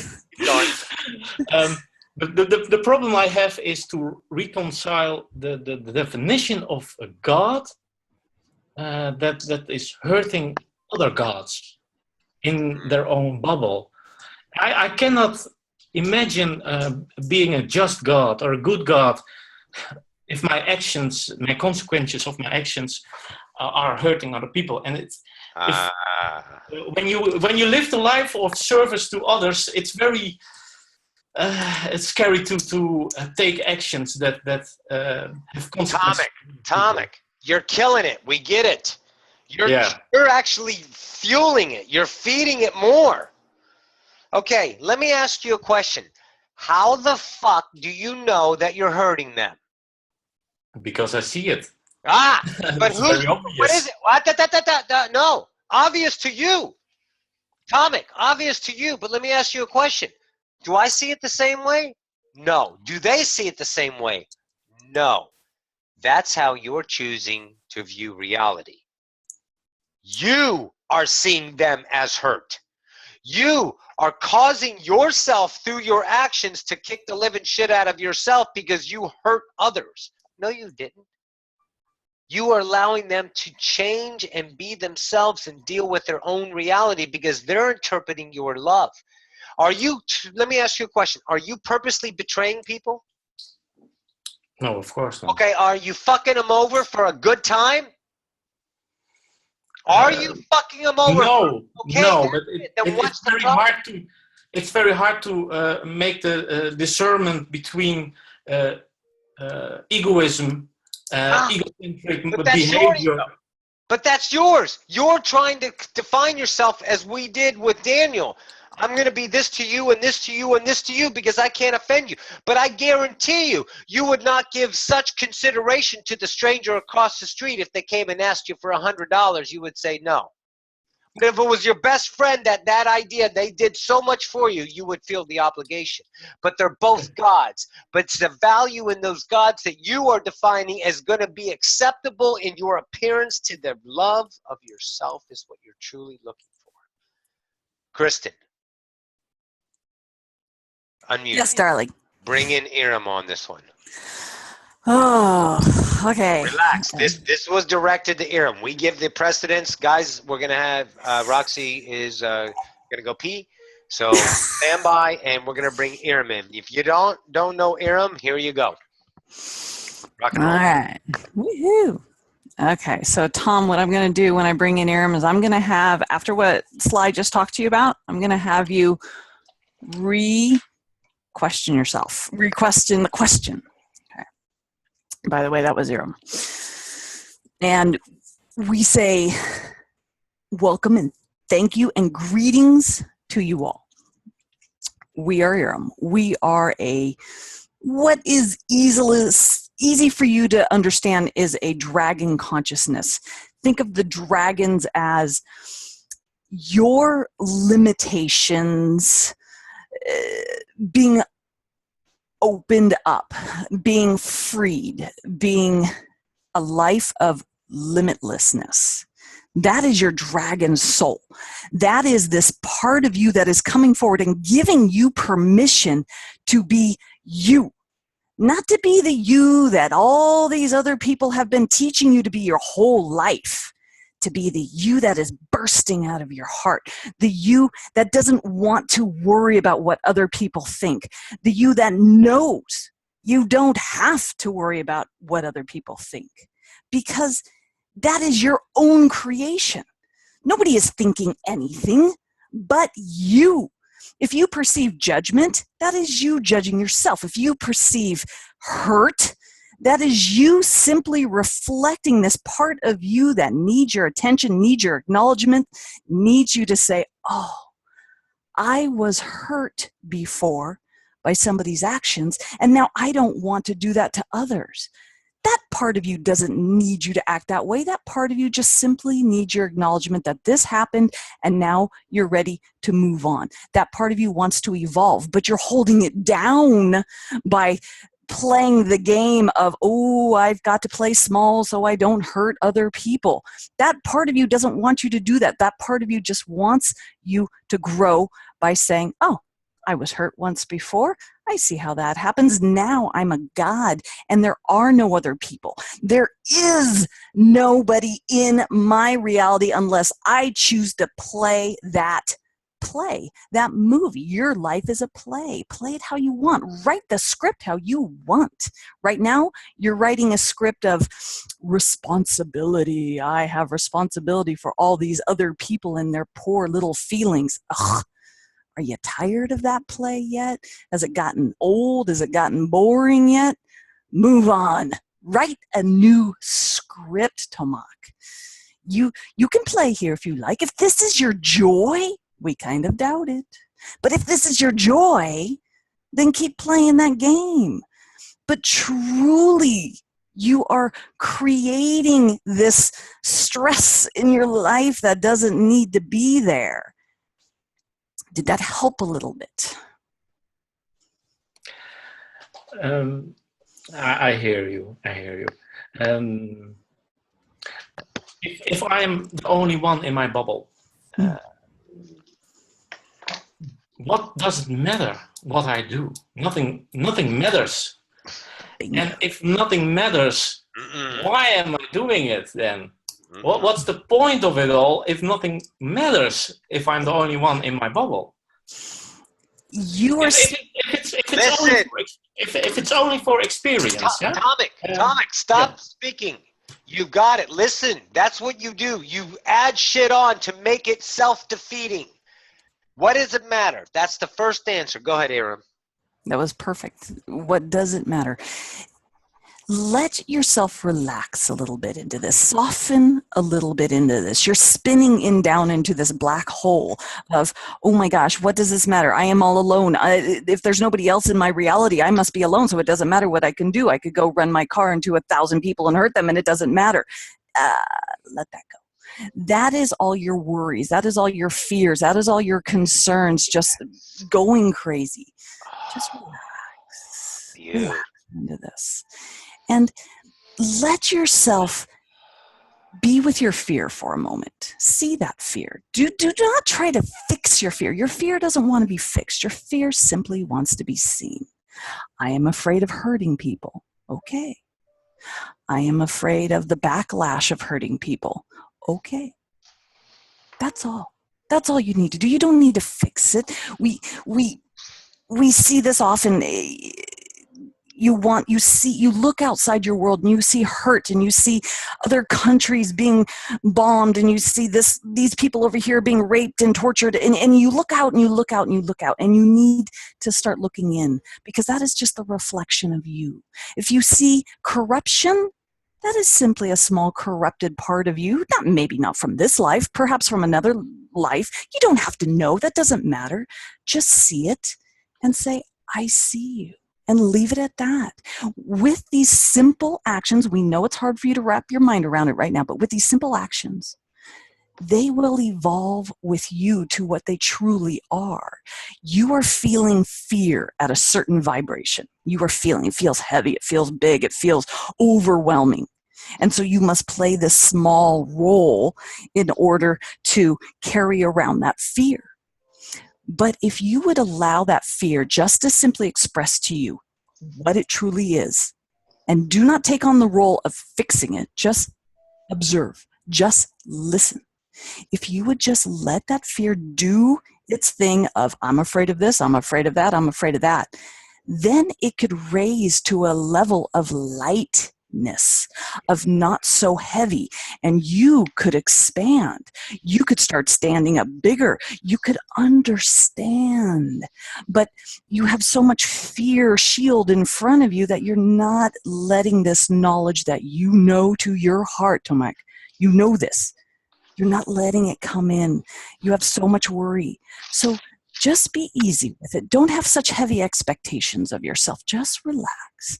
Don't be in such of I have to fix this. I have to know this now. Just relax. Let these aspects of you talk to you. And your job is simply to listen, not fix. And you will see your world shift a little bit just from that simple action. Did that help? I can do that. Very good. Wonderful. Wonderful. Thank you, Aram. That fucking rocked, kid. Thank you, Tomek. That helped me. That was awesome. Yeah. No, that was. You see it, Tomek? Because we interrupted you because that's what you do. You pile it on to make it so unbelievably hard because you're so afraid. Here's what it truly is. You're so afraid to find out that all this shit, like you said, this God stuff is real. And you're going to find it. And you're going to go, holy shit. And you're going to melt your heart. And you're going to cry like a baby. And you're going to fall so much in love with yourself. It's happening. Relax. Little. That was beautiful, Aram. Thank you. And the idea of Alawa, I was chatting something here. Alawa, yes, the mirror is immediate. There is no delay. The delay is seen by the viewship of yourself with distortions in front of it that you cannot see of your immediacy action or change over there because of what? Because of your expectations of it. Because of your definitions of what is change. Always. Everything is how you view it, your vibration. Perfect, guys. Got some good shit in here. Right? What a great, great epic. We knew it was going to be awesome. Who's next? Well, I may have to call her out. Victoria had a question, but she was a little nervous about saying anything, so I told her I could ask for her, but maybe we can prod her a little bit. I would love to hear a question. You up for it? Oh, her image froze. Just from what you already know. What do you want to know from what you already know? Yeah, she's typing. Yeah, hold on. If you take, there you go. She's got it. What's up, baby? I don't have any specific questions forming. I just, that was a really hard situation following my joy to Florida, and all I really wanted to do was take a nap and rest, and I didn't really have anywhere to sleep. That was... Hang on. Here, let's stop real quick. Remember, we had our session. We talked about it. You left and followed your joy. I want you to stop right now. How are you right now? Now, I'm back where I was before, which I left because I liked some things here and I didn't like other things. So I'm feeling better than where I was. I'm feeling safer. The weather is really nice. I get to garden, which I like. I'm feeling happy that I'm in this conversation. Are you homeless? Are you penniless? Are you all those things that you feared in those 2, 3, 4 weeks of journeying? Did you give yourself an epic ride? Did you give yourself an experience that very few travel? Yes. You trusted and you let go of structuring the idea of what? How to keep yourself safe. You let go of the ideas of how to keep control. You just busted out. The car broke down. You sold your car. You slept on the beach. You traveled back. You busted. You did everything that you didn't want to do because you were holding value in the accountability of it was to be a spiritual person. You expected it to be all awesome. But don't you think it's awesome now? Maybe you did it. You had the biggest set of hairy cojones I've ever seen on a person and the idea, and you just went. And you're right here, and you're right now, and you're bathing in your own bosom of grace in this very moment to see that you did it. That all of those fears, that's what you did it. That's why you did it. Because all of those fears on that journey that you just got back from, none of them came true. Did you sleep on a beach? So what? That's not a... That's a definition of holding yourself. My ass should be in sheets. Don't worry about that, because it's only now. And now that you've let go of all of those expectations of what it is to be a spiritual person, holding yourself accountable and expecting the universe to give you that was a vibration of lack. Right. Fear spoke lack to show you need no construct of control on the reality, no idea of importance, no categorizations of reliability. The thief is not kept out of the house because of the fucking lock. The lock is the reliability of an illusion that it will do that. The thief enters because of your vibration. Fuck the idea of the reliability. That's what you did. Oh, these young ascenders. God, Roxie is loving it. All of them. At such a young age. She's 50. She's been grinding it out. And in 3 years' time, her life is a fucking ride. And you guys are having 100 years of lifetime ahead of you. Easily. Let go of age. We're going to get so much older here because we love it here now. All you got to do is think of Keith Richards. He should have been dead so many times, but he fucking loves the game. So of course he's going to stay. He'll be a healthy, drinking, smoking MF until he says, I'm done. It's choice. He loves it. You love it now in a new way that you cannot see because you were distorting with ideas of expectation of what it's supposed to be.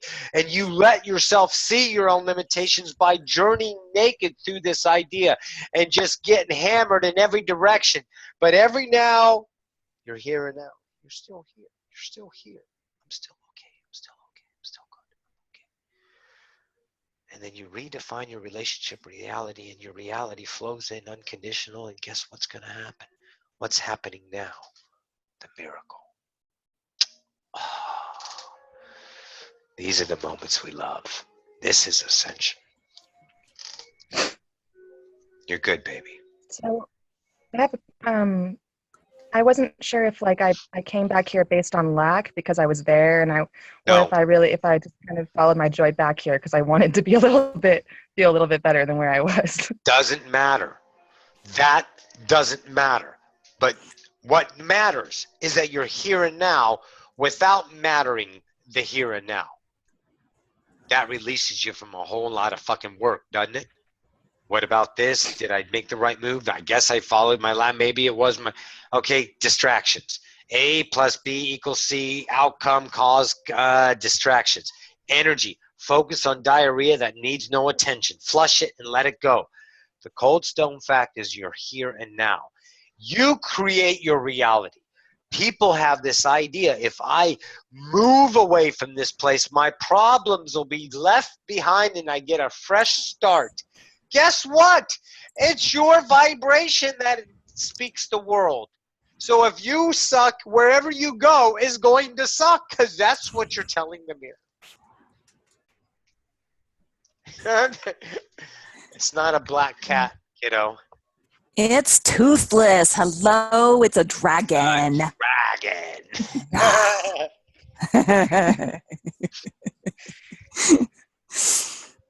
that make now sense? I'm here and I'm kind of, yeah, and now I'm here and I'm around this community of like kind of work trading here and feeling like I don't want to, I'm scared to say no to things that I don't feel like doing in the moment because I'm here and I'm supposed to be working, and they don't really they're not on the same page when it comes to Stop following fighting joy. for it. Stop fighting for it. You're criticizing them. Here's what you do. The first thing it says, now I'm in this community. The first thing that came into me right now from your higher self, be the dragon. Say no to what you don't want to say yes to. Do it and don't fear the outcome, because that changes the mirror. You're holding yourself in contempt of the mirror. You're saying, if I don't, I'll get more lack. But the lack is what's creating that. You be the dragon and choose your joy. In every version of those people on that billions of earth, you get to choose the earth, remember? All of those versions change. And all of a sudden, shit just falls into place, and you're going, how can it be so fucking easy? And then you fight against it and say it can't be. The other shoe's gonna drop.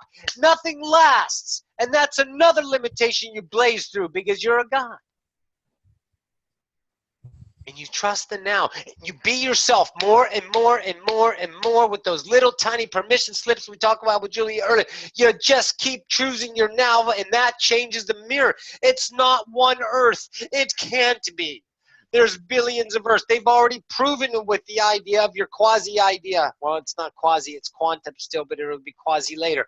Quantum physics, they've proven there's parallel realities. In physicality, they've proven it. So you know, take that logical mind that says, hey, science is real, fact is real, I'll use that as a comfort permission. So take that and embrace it and say, fuck yeah, there's not one Earth. There's a whole bunch of realities. So maybe if I choose myself, I'll get a different reality. Einstein, everything is vibration. You change your vibration, your reality has to change. It's a law. That boy spoke his truth. And that is the truth of the world, the universe. It's a law. Choose it. Watch what happens. Take a chance. Look how much of a big a chance you took. I'm going down to the retreat all the way down in Florida. My car breaks down. You get a ride. You get a session. You get this. And you're out there wandering. Not all wanderers are lost. Only you choose to be lost. You're not lost, child. You're a god exploring. This blink of an eye. You got this shit. And you know our number. We're always there. Make sense? Thank you. You're welcome. Yeah. There you Good go. job, Tori. Breathe. Yeah. Breathe. Thank you. You're welcome, darling. Right on. We have Miranda's next. Hi, Miranda. Hi, can you hear me? Yes, I can, baby. How are you? I don't know. Perfect. I'm feeling very emotional, and I'm very nervous and scared. I don't know what to say. I don't know. I don't have any specific. Breathe in, breathe it out. There doesn't have to be a question. There just has to be the feeling, right? You feel it now. You don't know. You're not sure. That uncertainty. You're redefining yourself by undefining what you were. And it's an airy ground. There's not many things to hold on to. You feel like you're drifting. See, you're a lost God right now. And you identify. You identify as a person that people gave you acceptance for, so you can feel worthy of being alive. And now you're taking that acceptance in others and turning it inwards to find yourself. And when you lose that identity and rebirth yourself as you always were, in other words, just uncovering yourself from the veil you laid over, then you recognize a self that you've never seen before. And it's unfamiliar. And all unknowns are scary to humans. Why? Because you were birthed that way. You were birthed to have safe and security because the unknown could cause, and your self-preservation where the ego says, that's danger. Keep it away. Put a wall up. And you have this wall around you. And you're choosing to let go of the things you found valuable in identity, so you're becoming an entity of the unknown. You're becoming just an expression, not definable, not identifiable. And you're lonely, and you're scared. And we have love in the room. And we can give you those words of support. Know that you're loved and get all that reinforcement through the mirror. And you will get that from this day forward. Now you're going to get that more because you're choosing yourself. But the idea is not to rely on that, baby.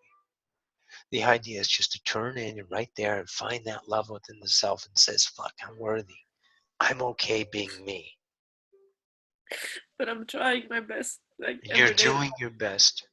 And that's the best you can do, and that's the best you are right now, and you're going to become a better you right now.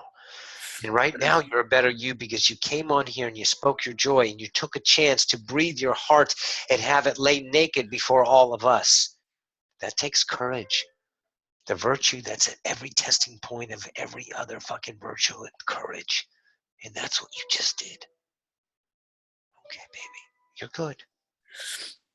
I feel like whatever I do, it's not enough. I try to love myself, and I try to do the best for myself in every moment. And I don't know. Yes, you do know.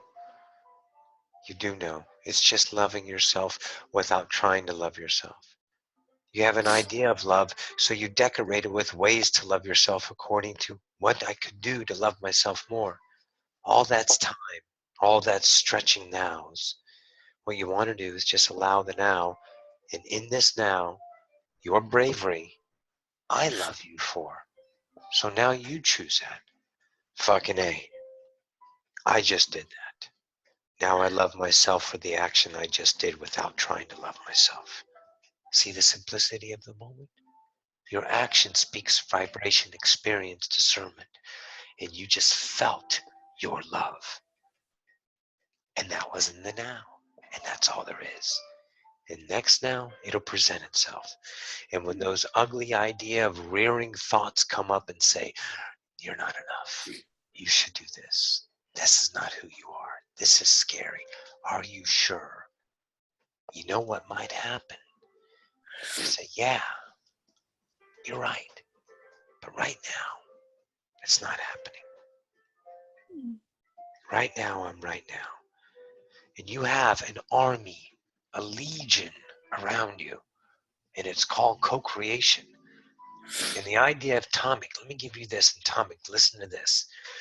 You are the only one in reception of your universe. But you are always we.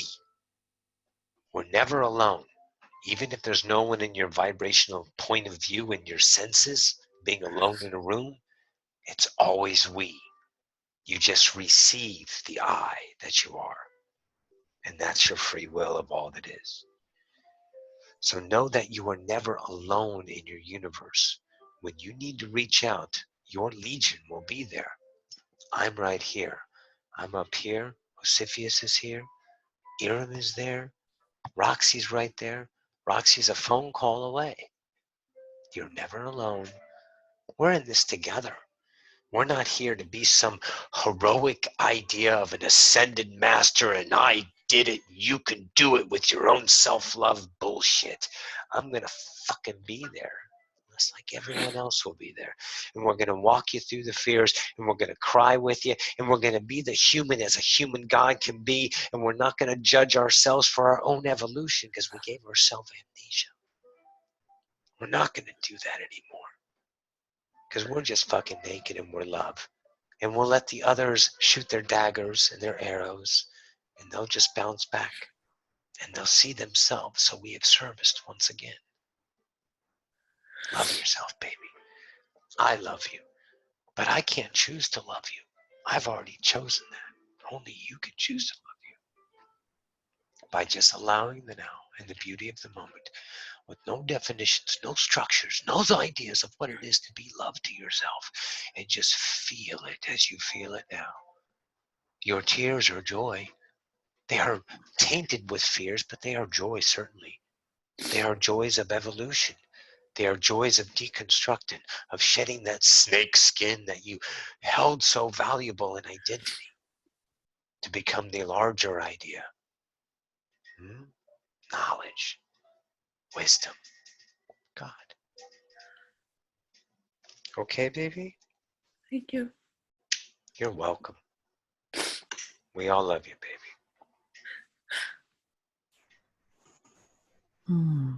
That was beautiful. Thank you, for Miranda, for being that vulnerable. You helped so many people right there. Oh, yeah. That was epic. Hey, listen, it's 1 o'clock. We're not going to get off. So we'll answer some more questions, but Roxie wants me to type in the chat, and she will. There's Roxie's website. There's a donation button if you want to donate, and also if you want to book sessions, or this. Listen to me very closely. That's an option. Just know that. If you fucking need it and I pop into your head to call Roxie, then fucking call her. All of you. Okay? Money, lack, moan, none of that shit. You're not bothering me. Because I'm always here and now. So if you'd like to donate and do that, Roxie does want a new set of boots. They're fucking gorgeous. You ought to see them. And if you need to get a hold of us in that way, do that as well. But anyways. Okay. Mikkel has a question. And then Michael. It's Michael. Or Michael. Hey, Sly. What up, big boy? I'm good. How are you? I'm wonderful. How are you? How are the Carolinas? It's nice. Booyah. I remember when I had my session with my dad. Yes. He said that I had the gift of compassionate listening. Yes. And that if society were to validate this modality, that it could help heal a lot of people. And Victoria brought up the idea of me charging for my services. I didn't think that it was a service that I could charge or it was something to charge. It just seemed like something that I naturally did, and I never thought about it. And being the compassionate listener. Yeah. Yes. I never thought of it as anything like that. And it dawned on me like it might be something worth creating, worth possibly bringing forth as an idea, as a therapy, I guess. And I'm wondering, does it seem likely that it will change my reality? I fucking love it. I absolutely love the idea. Do you know how many people, okay, all of you think back and experiment in the next few nows. Go and meet strangers on the bus, at the mall, anywhere you meet strangers, and watch them talk about themselves. And it's okay to talk about yourself. You know, there was one idea is like, can you have a conversation without saying I? You know, with other people. Okay, well, I don't even want to play in that playground because I am, okay? And I'm allowed to talk about myself, but I'm also allowed to listen and allow others. It's a co-creation, and you know it in the moment. It goes from this and it flows to this. So you never put a construct on it, a limitation, a stricture. So if you feel the idea of Victoria, one of your legion of heirs, offered you an idea to have abundance flow to you that way, then I say fucking rock and roll, because it's slipstream to me. Because how many people just want someone to listen? Just listen to me. I'm dying, but no one will fucking listen to my problems. It doesn't matter what they speak about. They just need to get that energy out because no one's fucking listening to me. That's the energy that you're giving. Can you imagine the release you would give to people by being the what we call the exceptional listener, the compassionate listener, as your father said? Be a good listener. Many, many people are. When they're listening, they're already formulating what they're going to say back in defense or retaliation or acceptance. They're just not fucking listening. And you're a listener. Yes. I say rock the fucking roll. Thank you. Appreciate you saying that. Because I remember you had your interview with Kristen when you said that you love to talk about yourself, and I quoted that on my post. And I was like, yeah, that's awesome. Yeah. I feel that's something that's worth doing for me to create this. It is worth doing. Your questioning is the idea for it. This is why it's here. It's not whether you do it or not. Those are the details. What it is that you question yourself, is it worth it? It's in your world. It's in your thought. You're a God. Where you focus becomes your reality. If you're doing it for ideas of fear and lack, then you're going to get lackful ideas. People come up with ideas. Oh, I can be a Reiki healer. I can be this kind of, and they go and they do that because they're expecting to make money from it. But that's not here. This is a guy who is ready to what? Oops. Yeah. Oxclad just started screen sharing. I think you did. So this is a guy, his name is Michael, who's going to bring out his joy because he fucking loves to listen. See, you can do anything. Whatever your love is, you can have abundance flow to you that way. People criticize you, so fuck what? You're only being a dragon. Can you get her to stop? I'm trying. There, Oxglad, I need you to back out. You're accidentally screen sharing to the whole room. So, Options, exit full screen. I know, I'm in there. All this. Yeah, just go up to the top and exit full screen.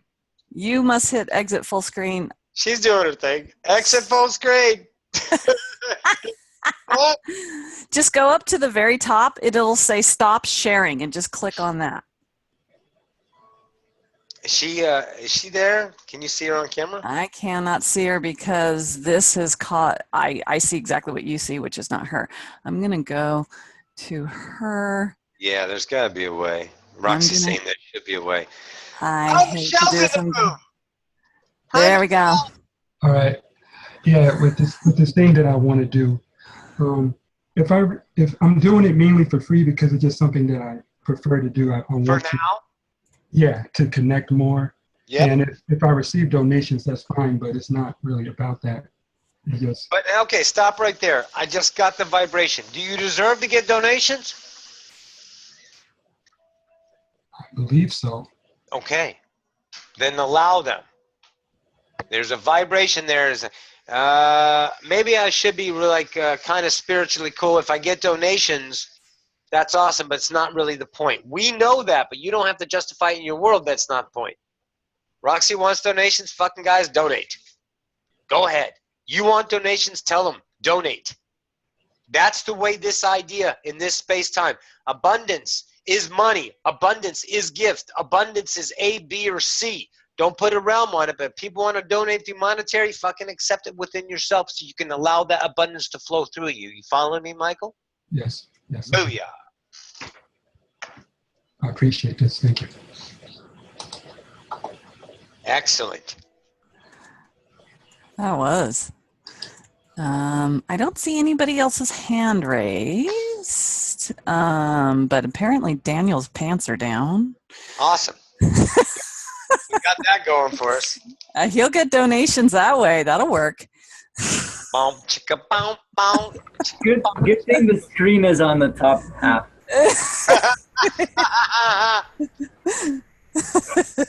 How much? How much? I got a quarter. That's it. Okay. Kate has her hand raised. Go, Kate. And then Rick. I'll unmute you, Kate. No, you just did. Go, girl, go. Okay, I'm not exactly sure how to word it, but Isaac, please. I have 2 young children, and I'm kind of struggling with the idea of sending them out into this world. Being I'm going to trump your shit. This world? Their world. No. Your world. My world. You send them into your world the way you choose to see the world. They are in their own world. They see different things than you do. So it's not one world. Are you protecting gods? Kate, do gods need protection? I'm just wondering if everyone has to go through this on their own. No. If like I'm sending them to traditional school where I feel like they basically break your spirit down. See? Look what you're doing. My experience equals the fear of my children's experience, so I'm going to fear that in the version I get back of the children. When you are co-creating, listen very closely. When you are co-creating in any particular moment, that's the view. Guess what? There's other parallel views. And there's versions of the parallel playing out too. You get to choose the one you go to. You let those gods be gods. You send them to wherever you want to, and they create the world as they choose. They're not going through anything. It's like denying a gift. I want to give you something, okay? I want to give you something, but you go, I don't deserve it. I haven't given you enough back, so I'm going to take your joy, which is me giving, because I fucking love to give, not even trying to give, just and you deny it. So I don't get my joy of giving. So now let's look at your children. in your children, they don't get to live life as they choose because they're protected by an idea. So they stay in the bubble of fear that you create around them. And that's the version of the children that you get. Yeah. There's not this world. There's your world. There's their world. You give them the energy, and that's the version you get back in the co-creation world. You send them to public school, they don't break their spirit. That's done because that was your world. But if you validate that breaking the spirit, then that's what you breathe as a possible choice in their reality. It doesn't mean they're going to choose it, but it is a possibility. How about just giving them love? Oh, go to school, have fun.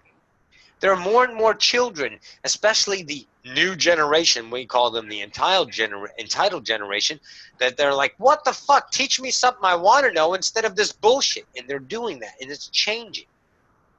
Relax.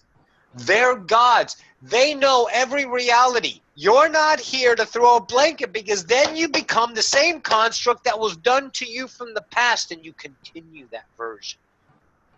They don't need protection. They are gods. Does that make sense, baby? It does. I just see what, like, he's going into first grade, and all last year, I'm getting all these, like, complaints about his behavior because he's singing during class. And because he's a fucking god. I know, but he's like, oh, you can't sing, you know? It's like, it just makes me sad. Okay, stop. Stop. Let's not be sad. What is your joy now? My joy now? What do you want to do? I want to find fulfillment with something outside of my kids, really. That's what I want.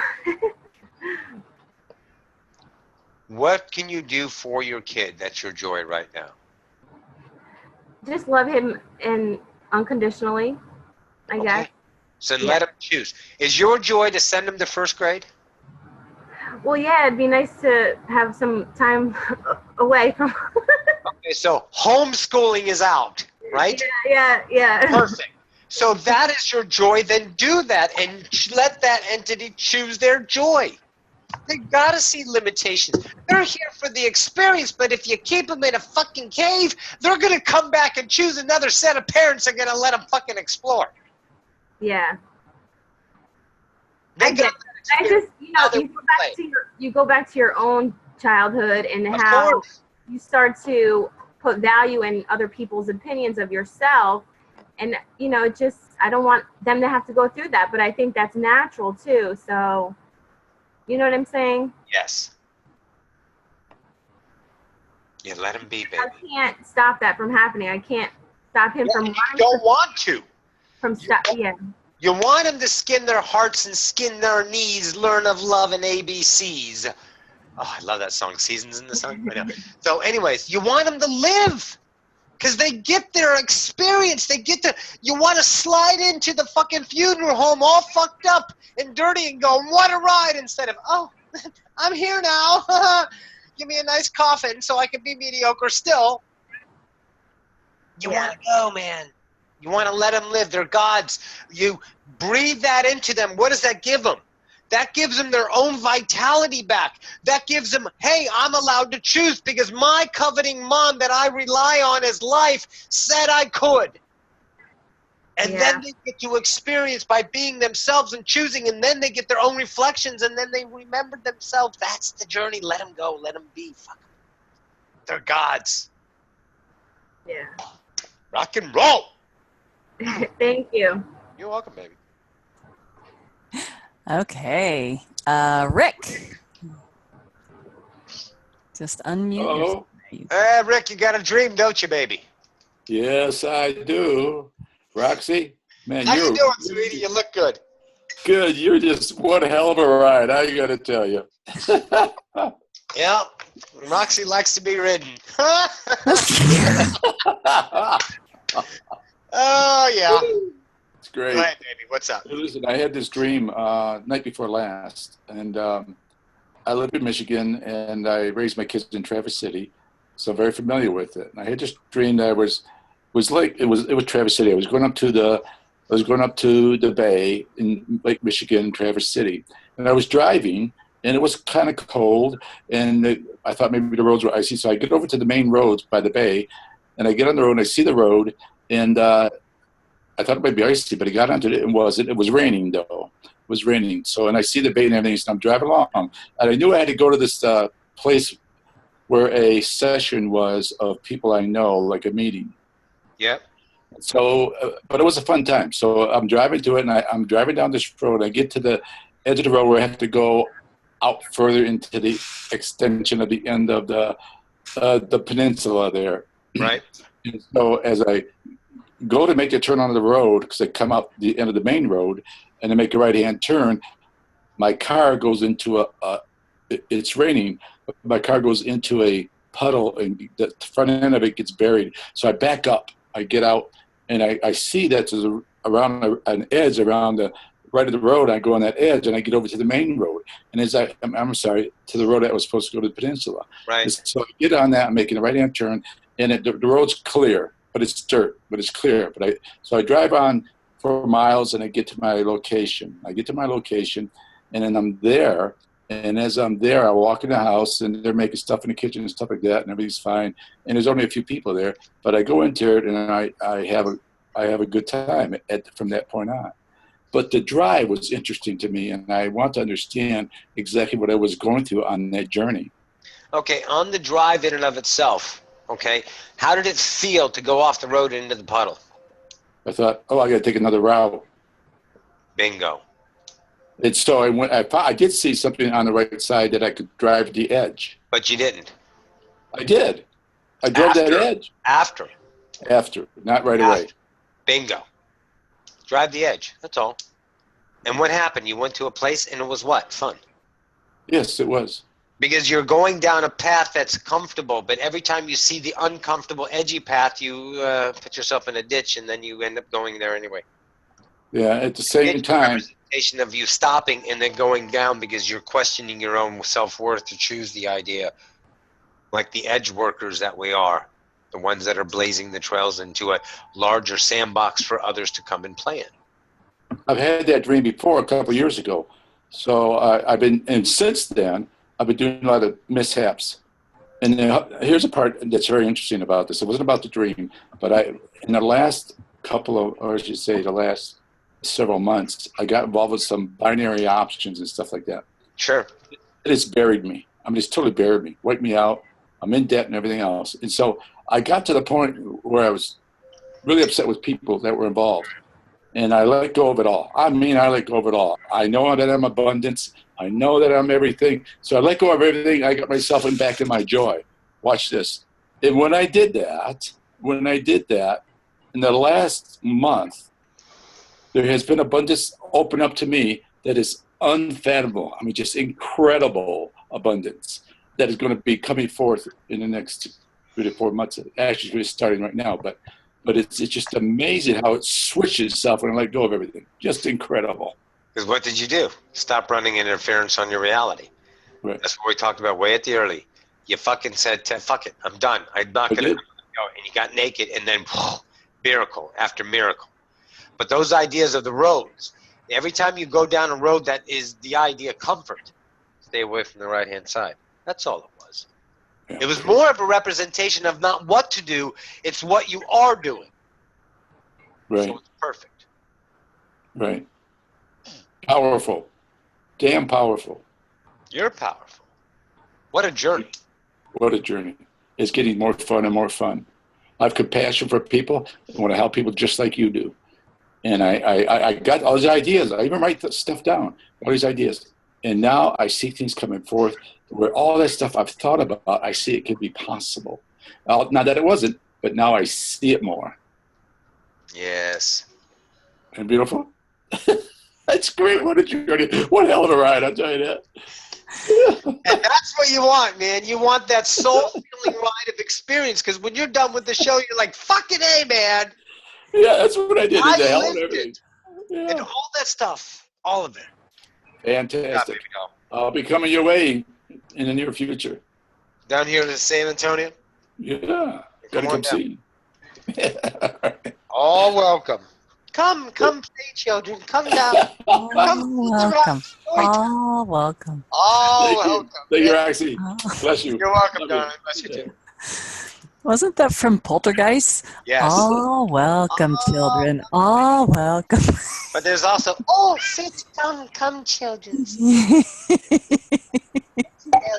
time. Yeah. All right, Ben is next. Go, Ben. Big fucking Ben in the house. Hey, how's everybody doing? Hey, how are ya? Great, great. Nice roof. Oh, thanks. That's real wood. Oh, yeah, yeah. We're playing with you, kid. Go ahead, dude. You mentioned all our higher selves are there today, so I'd like to see if there's any messages for mine. Stand by.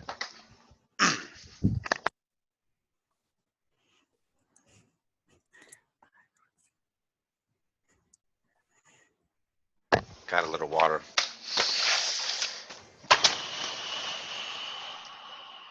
Gonna shift modes here. Stand by.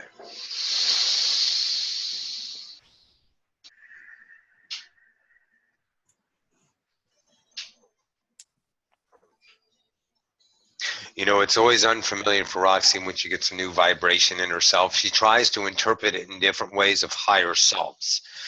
She's not quite sure if it's more along the lines of Ocyphius or more along the lines of Jane or more along the lines of Sly. And she kind of just allows it until it feels, and then it bursts itself. So she's making in the now, getting used to the vibration of that of me, your higher self, Big Ben. You can call me Benny if you like. How are you? Great. What do you want to know, babe? Any messages? Any messages, sure. Yes, I love you. That's one. Let's see what else. Like the house, Roxy says. Well, I already knew it. I built it. True.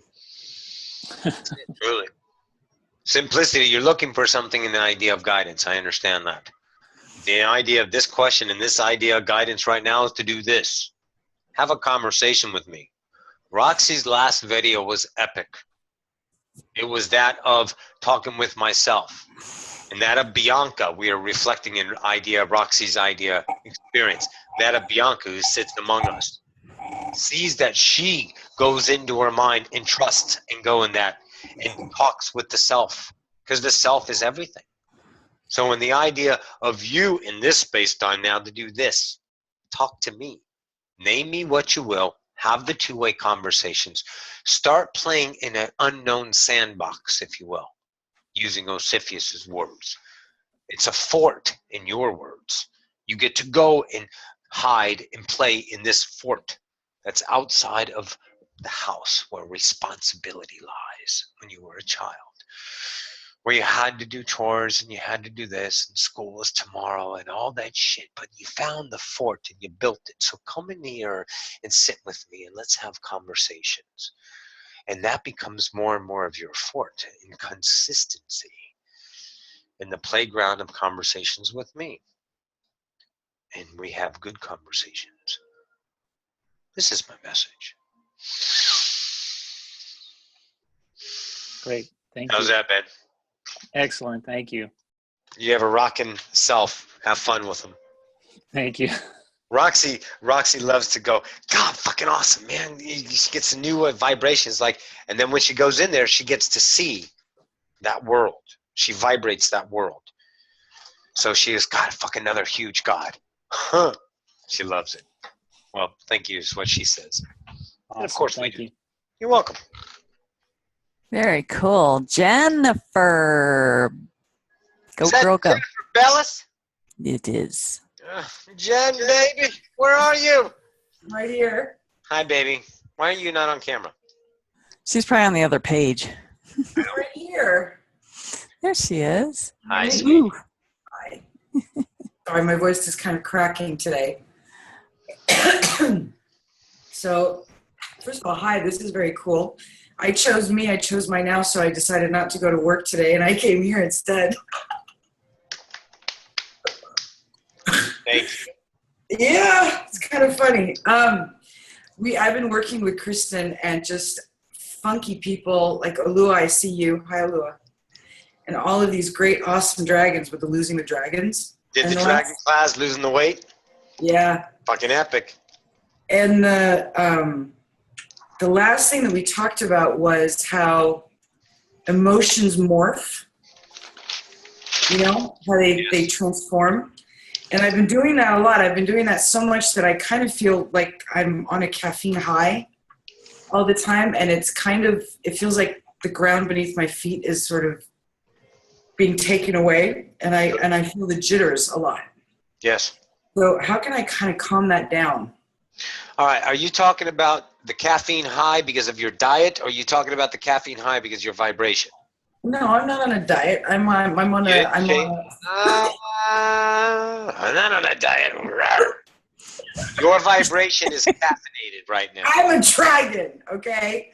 So, no, I'm not, what I mean by the caffeine high is like when I'm paying attention to this whole, transformation of emotions, like, for example, loving lack, loving all these things, they're turning into these things where I'm finding myself crying and laughing at the same time, pissed off and happy about it. Like, it's kind of unsettling. And I know they're new, because Aram said that they're new emotions, but they're kind of grabbing me and throttling me right now. I always feel like I'm on a caffeine high, and I just want to know if there's something I can do to calm it down, because yesterday I had drinks with my sister, and I know I didn't make sense for like 20 minutes. So what? No, it's fine. It's the brrr inside of my body that's kind of taking its toll. How can I calm it down? What's that? Be the God. Say enough. Turn this down. Da-da. So your jitters are what getting you, right? It's just it's an odd feeling to be because what are you doing? You're choosing yourself. You're doing actions you normally wouldn't do. So you get the flutters, the jitters, the scariness, the acceptability. Yeah. Yeah. You can't calm it down because you're becoming yourself. It goes away on its own because is there anything that you love doing that you've gotten validation on that you would never do anymore? Because here, let me give you an example. Are you afraid to wear those glasses? Am I afraid to wear these glasses? Yes. No. Okay, see how simple it is? These are an idea of an appearance reflection that you put on your face, and at one time that you don't even remember, you were worried about how you appeared with glasses. But the value of that is no longer constructed as a valuable measure to be judged on, so it's not there. Okay? So those are just glasses. Now, how about your top? Is that an acceptable top to where you don't care, or your hair? You don't care how it looks. You're fine with how it looks. But you're not fine with how you act. That's the measure. So is it getting used to the new vibration? It's not getting used to the new vibration. It's realizing that's the vibration of your fear that you're feeling that you're letting go of. You don't have to get used to it. It goes away, and you become more in yourself. That's what we're saying. Would you ever question your appearance by wearing your glasses? Are you afraid to wear them in appearance? No. Are you afraid to put lipstick on? No. Are you afraid to have your hair this way or that way? No. You just take an action with no idea of the jitters. But the guy, the little girl, the young kids, when they had to wear glasses to school, their appearance, 4 eyes, that kind of thing. There was a value there in appearance. That's what we're talking about. We're getting you to see the construction of your reality in idea reference points. You have no qualms about being this identity. But when you are this identity with your sister or with your family, it causes those flutters because you're going beyond yourself. You're going in the uncomfortable land. And pretty soon when you act with them, you're like, fuck it, I'm good. And you never even notice those. But in other parts, that's just the jitters of the fear. Soon all of that will go away. It'll be a different idea in and of itself. But that structure of the jitters, the caffeine jitters as you described it, is you walking through the fear. That's exciting. And it goes away quickly. How? In the now. Does that make sense? Yeah, it does. Thank you. So rock it. Simple as that. Just keep rolling with it, and it'll lessen. Every idea lessens in the idea. Don't you guys get bored? Fuck yeah. You don't play with certain toys anymore. You get a new toy. So you know that this toy of an old vibration of jitters goes away because you're fucking done playing with it. Give me something else. Come on, unknown. And you courage yourself into that, and it becomes your reality.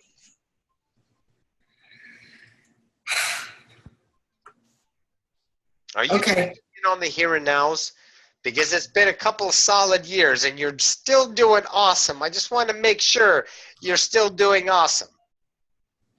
Yeah. All right. I was waiting for the butt slap. We always get a few with me. You know that. Ugh. Yeah, I know. Okay. Thank you. I know, Sly, you dick. Oh, no, you know I yell at you all day sometimes. I know you do. Because I'm there with you when you're yelling. I love it. Because you're what? You're letting go of the shit. It doesn't matter. Yeah. Yeah, it's just, I know that there's, I tend to forget it, but I know that every time I go through it, once I do walk through the fear afterwards, it's like I was telling Kristen, it's like you get this pot of gold. It's like, I don't even know how to describe it. It's like relief, but it's like another level. But when you're in it, it's so easy to forget, you know, because you're ripping through that emotion or whatever. I mean, now, so I was telling Kristen the other day, now I feel more relief when I acknowledge whichever emotion I'm having that doesn't feel good, and that tends to calm it down, and then I can look at it and it transforms much more easily. But the ones that keep on coming back are the ones that are going, you really are not looking at me. But they're not coming back in the exact same way. Don't define them as being the idea same thing. They're representations of different vibration that you're equating to the same thing. Yeah. It's a new now. Stay in the now. Stay in the now. Fuck time. Fuck the past. It's in the now. Don't deem it as, oh, fuck this again. It's okay. Let's play, motherfucker, and have fun. Dig it. Life is a garden. Dig it. Thank you. You're welcome. Okay, Erica. Santiago? Hold on, Can you hear me? Hey, baby. Yeah, Santiago, how are you, Roxie? Hey, baby, what have you been? Good. How you been? Good? Awesome, possum. Okay. Sorry, I'm a little nervous. It's been a while. Come on, this is Roxie and gang. I know. Hey, Roxie. You know how I'm trying to put my question together, and I know we're running out of time, so I'm like, let me ask.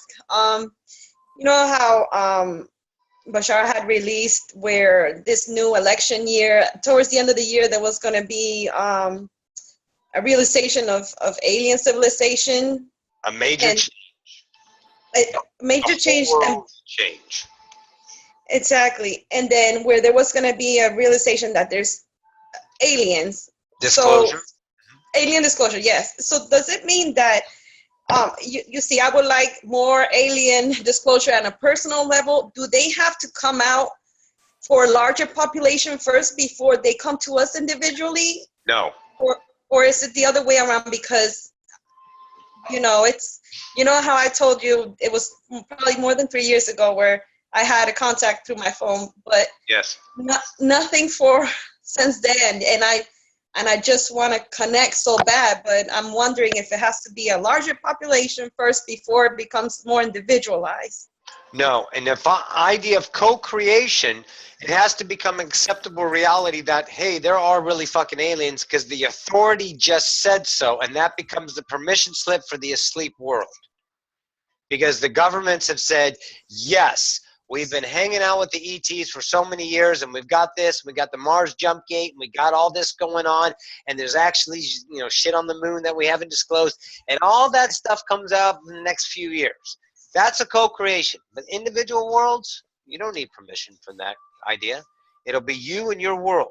But here's the idea. Don't look for it to happen because that constitutes ideas of lack. People that go out on CE5 contact tool ideas, who just have no expectation in the vibration, they're just going out to experience whatever, get more interactions that way. But if you're putting a construct, it's going to happen, it needs to happen, it has to happen, and I'll do everything I can to make it happen, then you're screaming lack. And the aliens don't want to play with lack. They want to play with unconditional, surprising beauty, unknown now loves. And that's what they play with. Okay? They don't like guns, so they're not here yet. As soon as the guns go away more and more, we get to come and play. That kind of idea. So in that idea with your world, you allow yourself to be that non-intrusive, lackful idea vibration, seeking that for validation or whatever reason, and know that it's going to happen. And it happens in many different ways. In the idea of dream state, vibrational, astral shifting, astral projections, whatever it is, you got to become used to it. Many people say, oh yeah, I would have no problem, alien popped in. Bullshit. You would shit your pants, you couldn't pull, let's say, dental floss out of your ass because it's so tight. You're just scared. You're like, oh my frick. Okay? They don't want to shock you. We're not here to do that. So you get used to vibrations and different familiar dream states and remembrances, and then that occurrence will happen in its own perfect now. Now, there are other ones that have absolutely no idea or no consideration for aliens that, poof, get a gray in their reality because that's their co-created reality. But don't seek them nor covet them. Be that idea and allow it to come to your world. Okay. Allow it now. Trust it. And when you're no longer looking at that, waiting for it, oh, wow, look at this whole garden over here. Oh, look at the shiny thing. I'm going to go play. Make sense? Yeah. Oh, thank you, Roxie. Angel. Angel. My goodness. Hi. How do I sound? Oh, you sound great. Okay, good.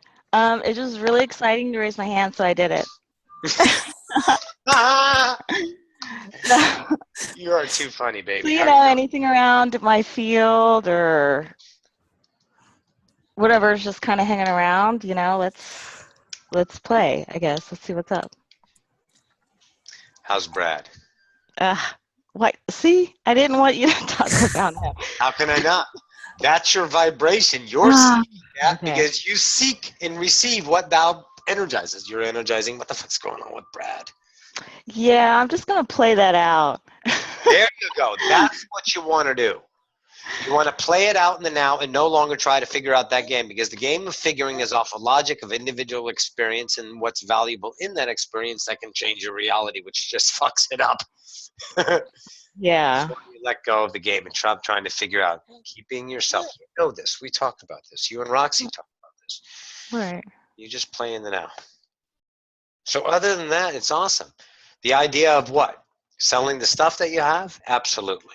What else is there in the idea? The idea of the business with Rita? Not so much.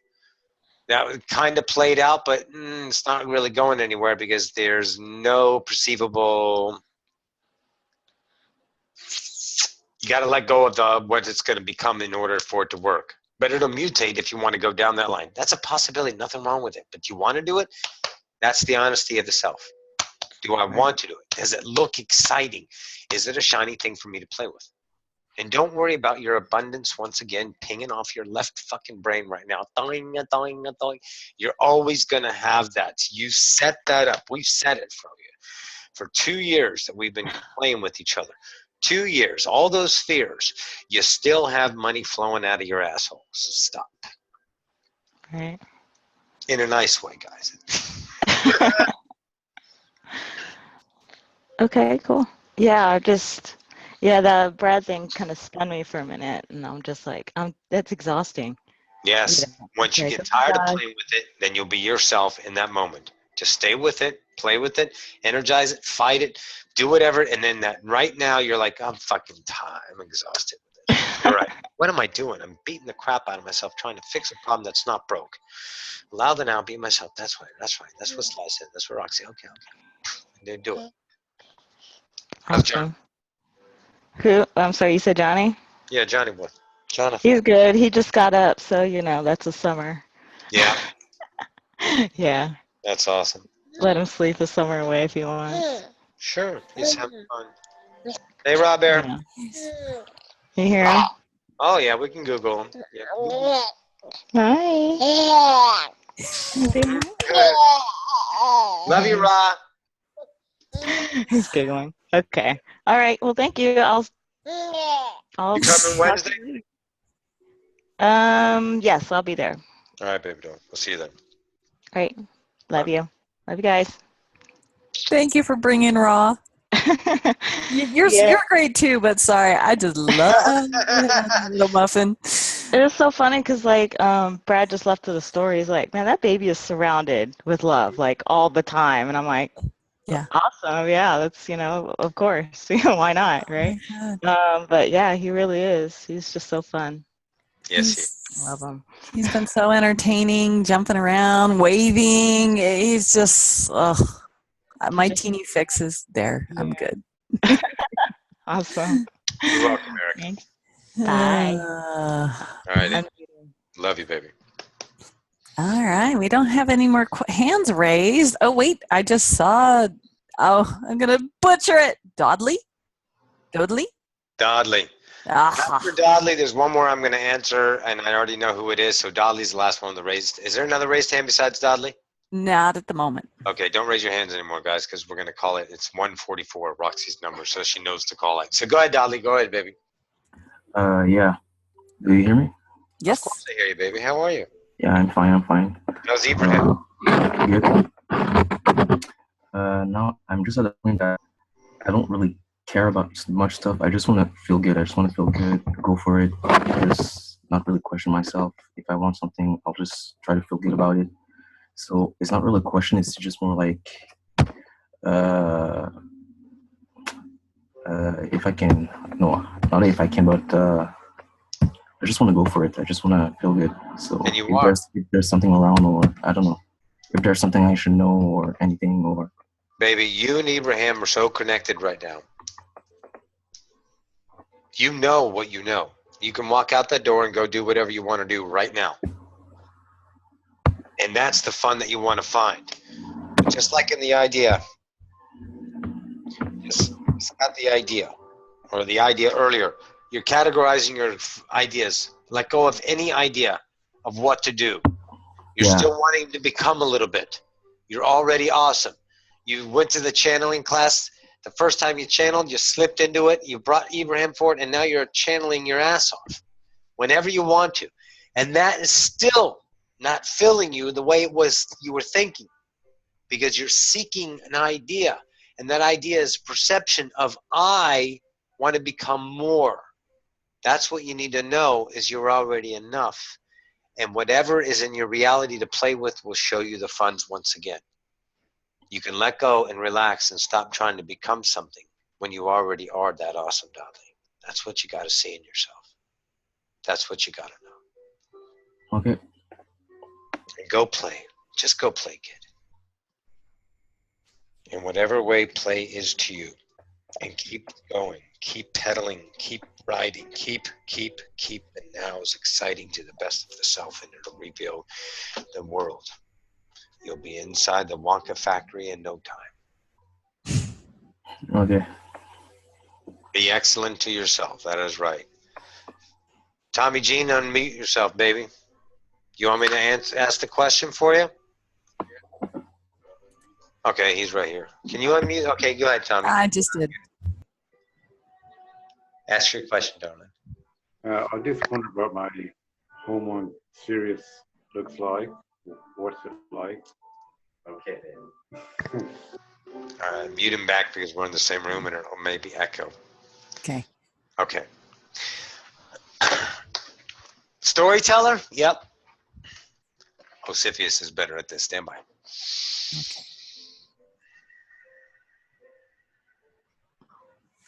It's not truly better, but I do have a talent. Imagine, if you will, that of Tommy Jean. I would like you to take just a simple construction paper, and I would like you to have it white. All of you join in the reindeer games and follow your imagination and do what you will. Be your world. So look at the construction paper, and I would like you to take the idea color blue. I want you to take the idea color blue and wet that idea paintbrush with that blue. And I want you to streak across that canvas that is white, your construction paper, your painting, whatever you choose, all the way down. And I want you to look at that idea blue. That's your world on Sirius. It's whatever blue it is in your mind. Now I want you to take that same paint and that idea, same brush, and dip it to the next. There's a little bit different of a blue. It's a little lighter, and I would like you to start a quarter of the page down and paint. And leave a quarter of the page left. And now you have a mixing of these blues. Oh yes, you can see it.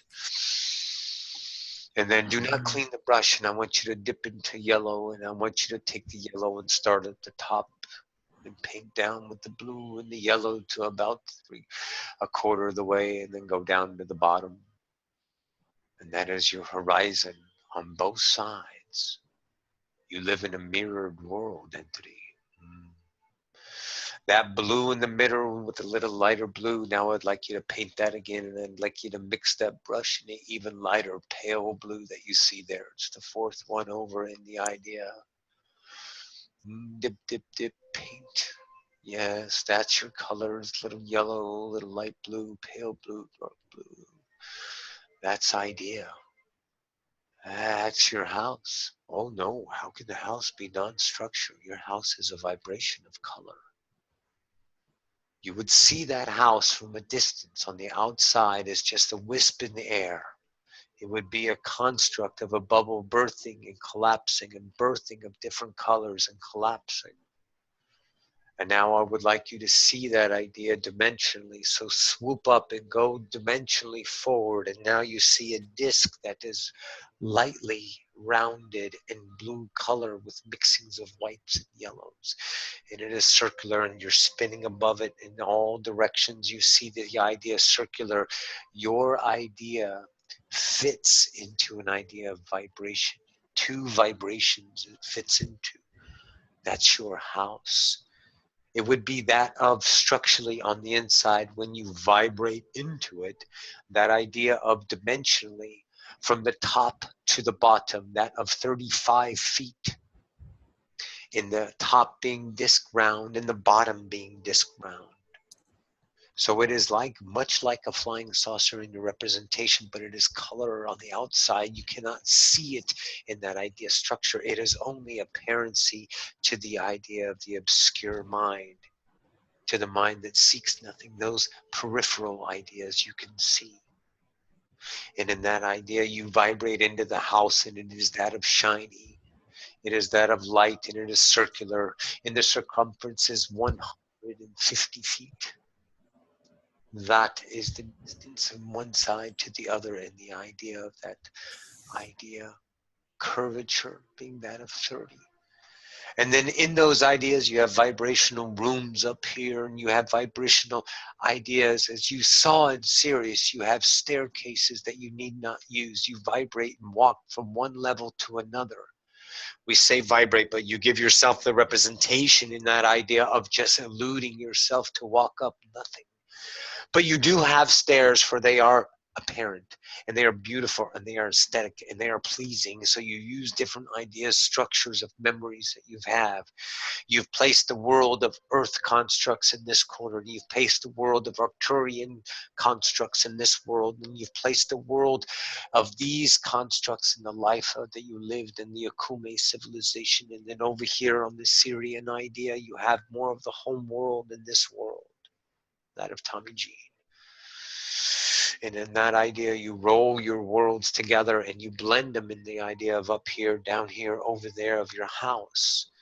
You have lighting over here that match earth vibrations. And you said it yourself, your idea of this Arcturian, you see it in only ultraviolet idea vibrations, giving you colors and reflections that do not bind you to the idea of your current limitation of rainbow. And in the center, there is an idea of a gathering area. And in now, right now, you have the 8 foot to 12 foot tall idea Antari civilization. You have some avian friends over here, the blue and the whites. And of course, the Pleiadians are always present because they're just everywhere. Everyone loves to play with the Pleiadians. And you have a gathering over here in this idea of your Zeta friends of yours, the ones that visit you and tap you on the shoulders at night. Those Zetas are friends of yours, and you are having the party as your Syrian self. And you are in there entertaining, and you're just admiring your different structures all around. You see what they look like. You see the colors, the lights, the structures, the stairs. You zoom outside and you sweep on top and you find that idea. And you sweep over here and you find that idea. And you look at your different structure that we've described, and that is your home entity. And now you may go there with more reverence and more understanding, because the vibration that we offered in an idea has taken you there in your imagination. And imagination is creation. And this is all we have in this idea. I shall return you to Sylvester. Now that was fun. That was cool. Very good. Tommy G? You're welcome, darling. Guys, I love it. Thank you for this live Q&A. Is going to be a Q&A for those emailed Roxie questions last week. Yes, I am going to do that on the last Wednesday of the month starting. So that's still on the 31st. Is we'll do the first idea of the Q&As. You know, we always do it in 2 parts because there's usually more than 20 questions, 30 or 35 questions. All right, guys, I'm going to bring back Foxy Roxie. It has been an honor once again. What a fucking ride. Do what you will with it. We have offered. I love it. Thank you for letting me breathe and reinforce myself with you. Mwah. Love you guys. Awesome. Whew. That's a lot of channeling. Hi, everybody. That's 2 hours of channeling. Damn. Oh, that was 3 hours. 3 hours. Holy cow. I was going in and out. He'd bring me right up here. I would come up and say, okay, I'm Roxie, I'm going back down here. So, yeah, just keep it. Yeah, that was awesome. Hey, guys. Yeah, good times. Good times. Yay. Yes. Everybody. Yay. Let's unmute all. Yeah, there we go. Yeah. Oh, thank you. Yeah. Everybody that was awesome. That was awesome. And I'm going to do this every second Saturday of the month. Yeah. And, okay, now, here's something that's kind of insane, but I'm going to do it anyway. This is my phone number to my meeting rooms. So if you guys ever feel you want to jump into a channeling class and just jump in, you can. Or a slide cast, you can. And that idea, and just co-create that idea. What's the matter, Lorraine? You're okay, baby. I know, it's loud, but we love you anyway. I love you. You got pizza. Oh, look at Rich Ann pizza. Wow. Awesome. I'm on my way over, Rich Ann. So I'm on my way over. Watch me. Goes Danielle. We're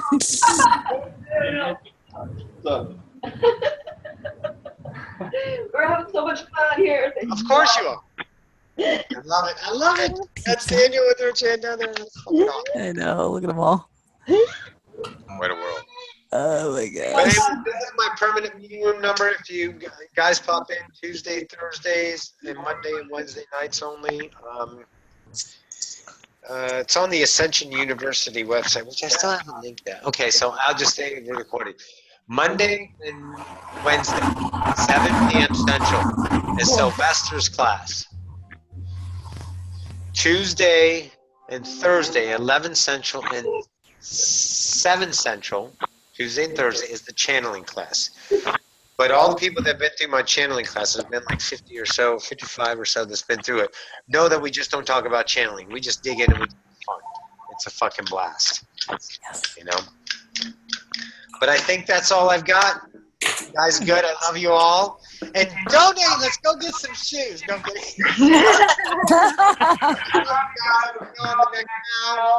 Bye.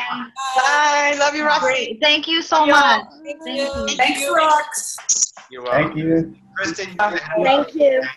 Yeah, you could always take back being the host, but yeah. Bye, guys. Bye.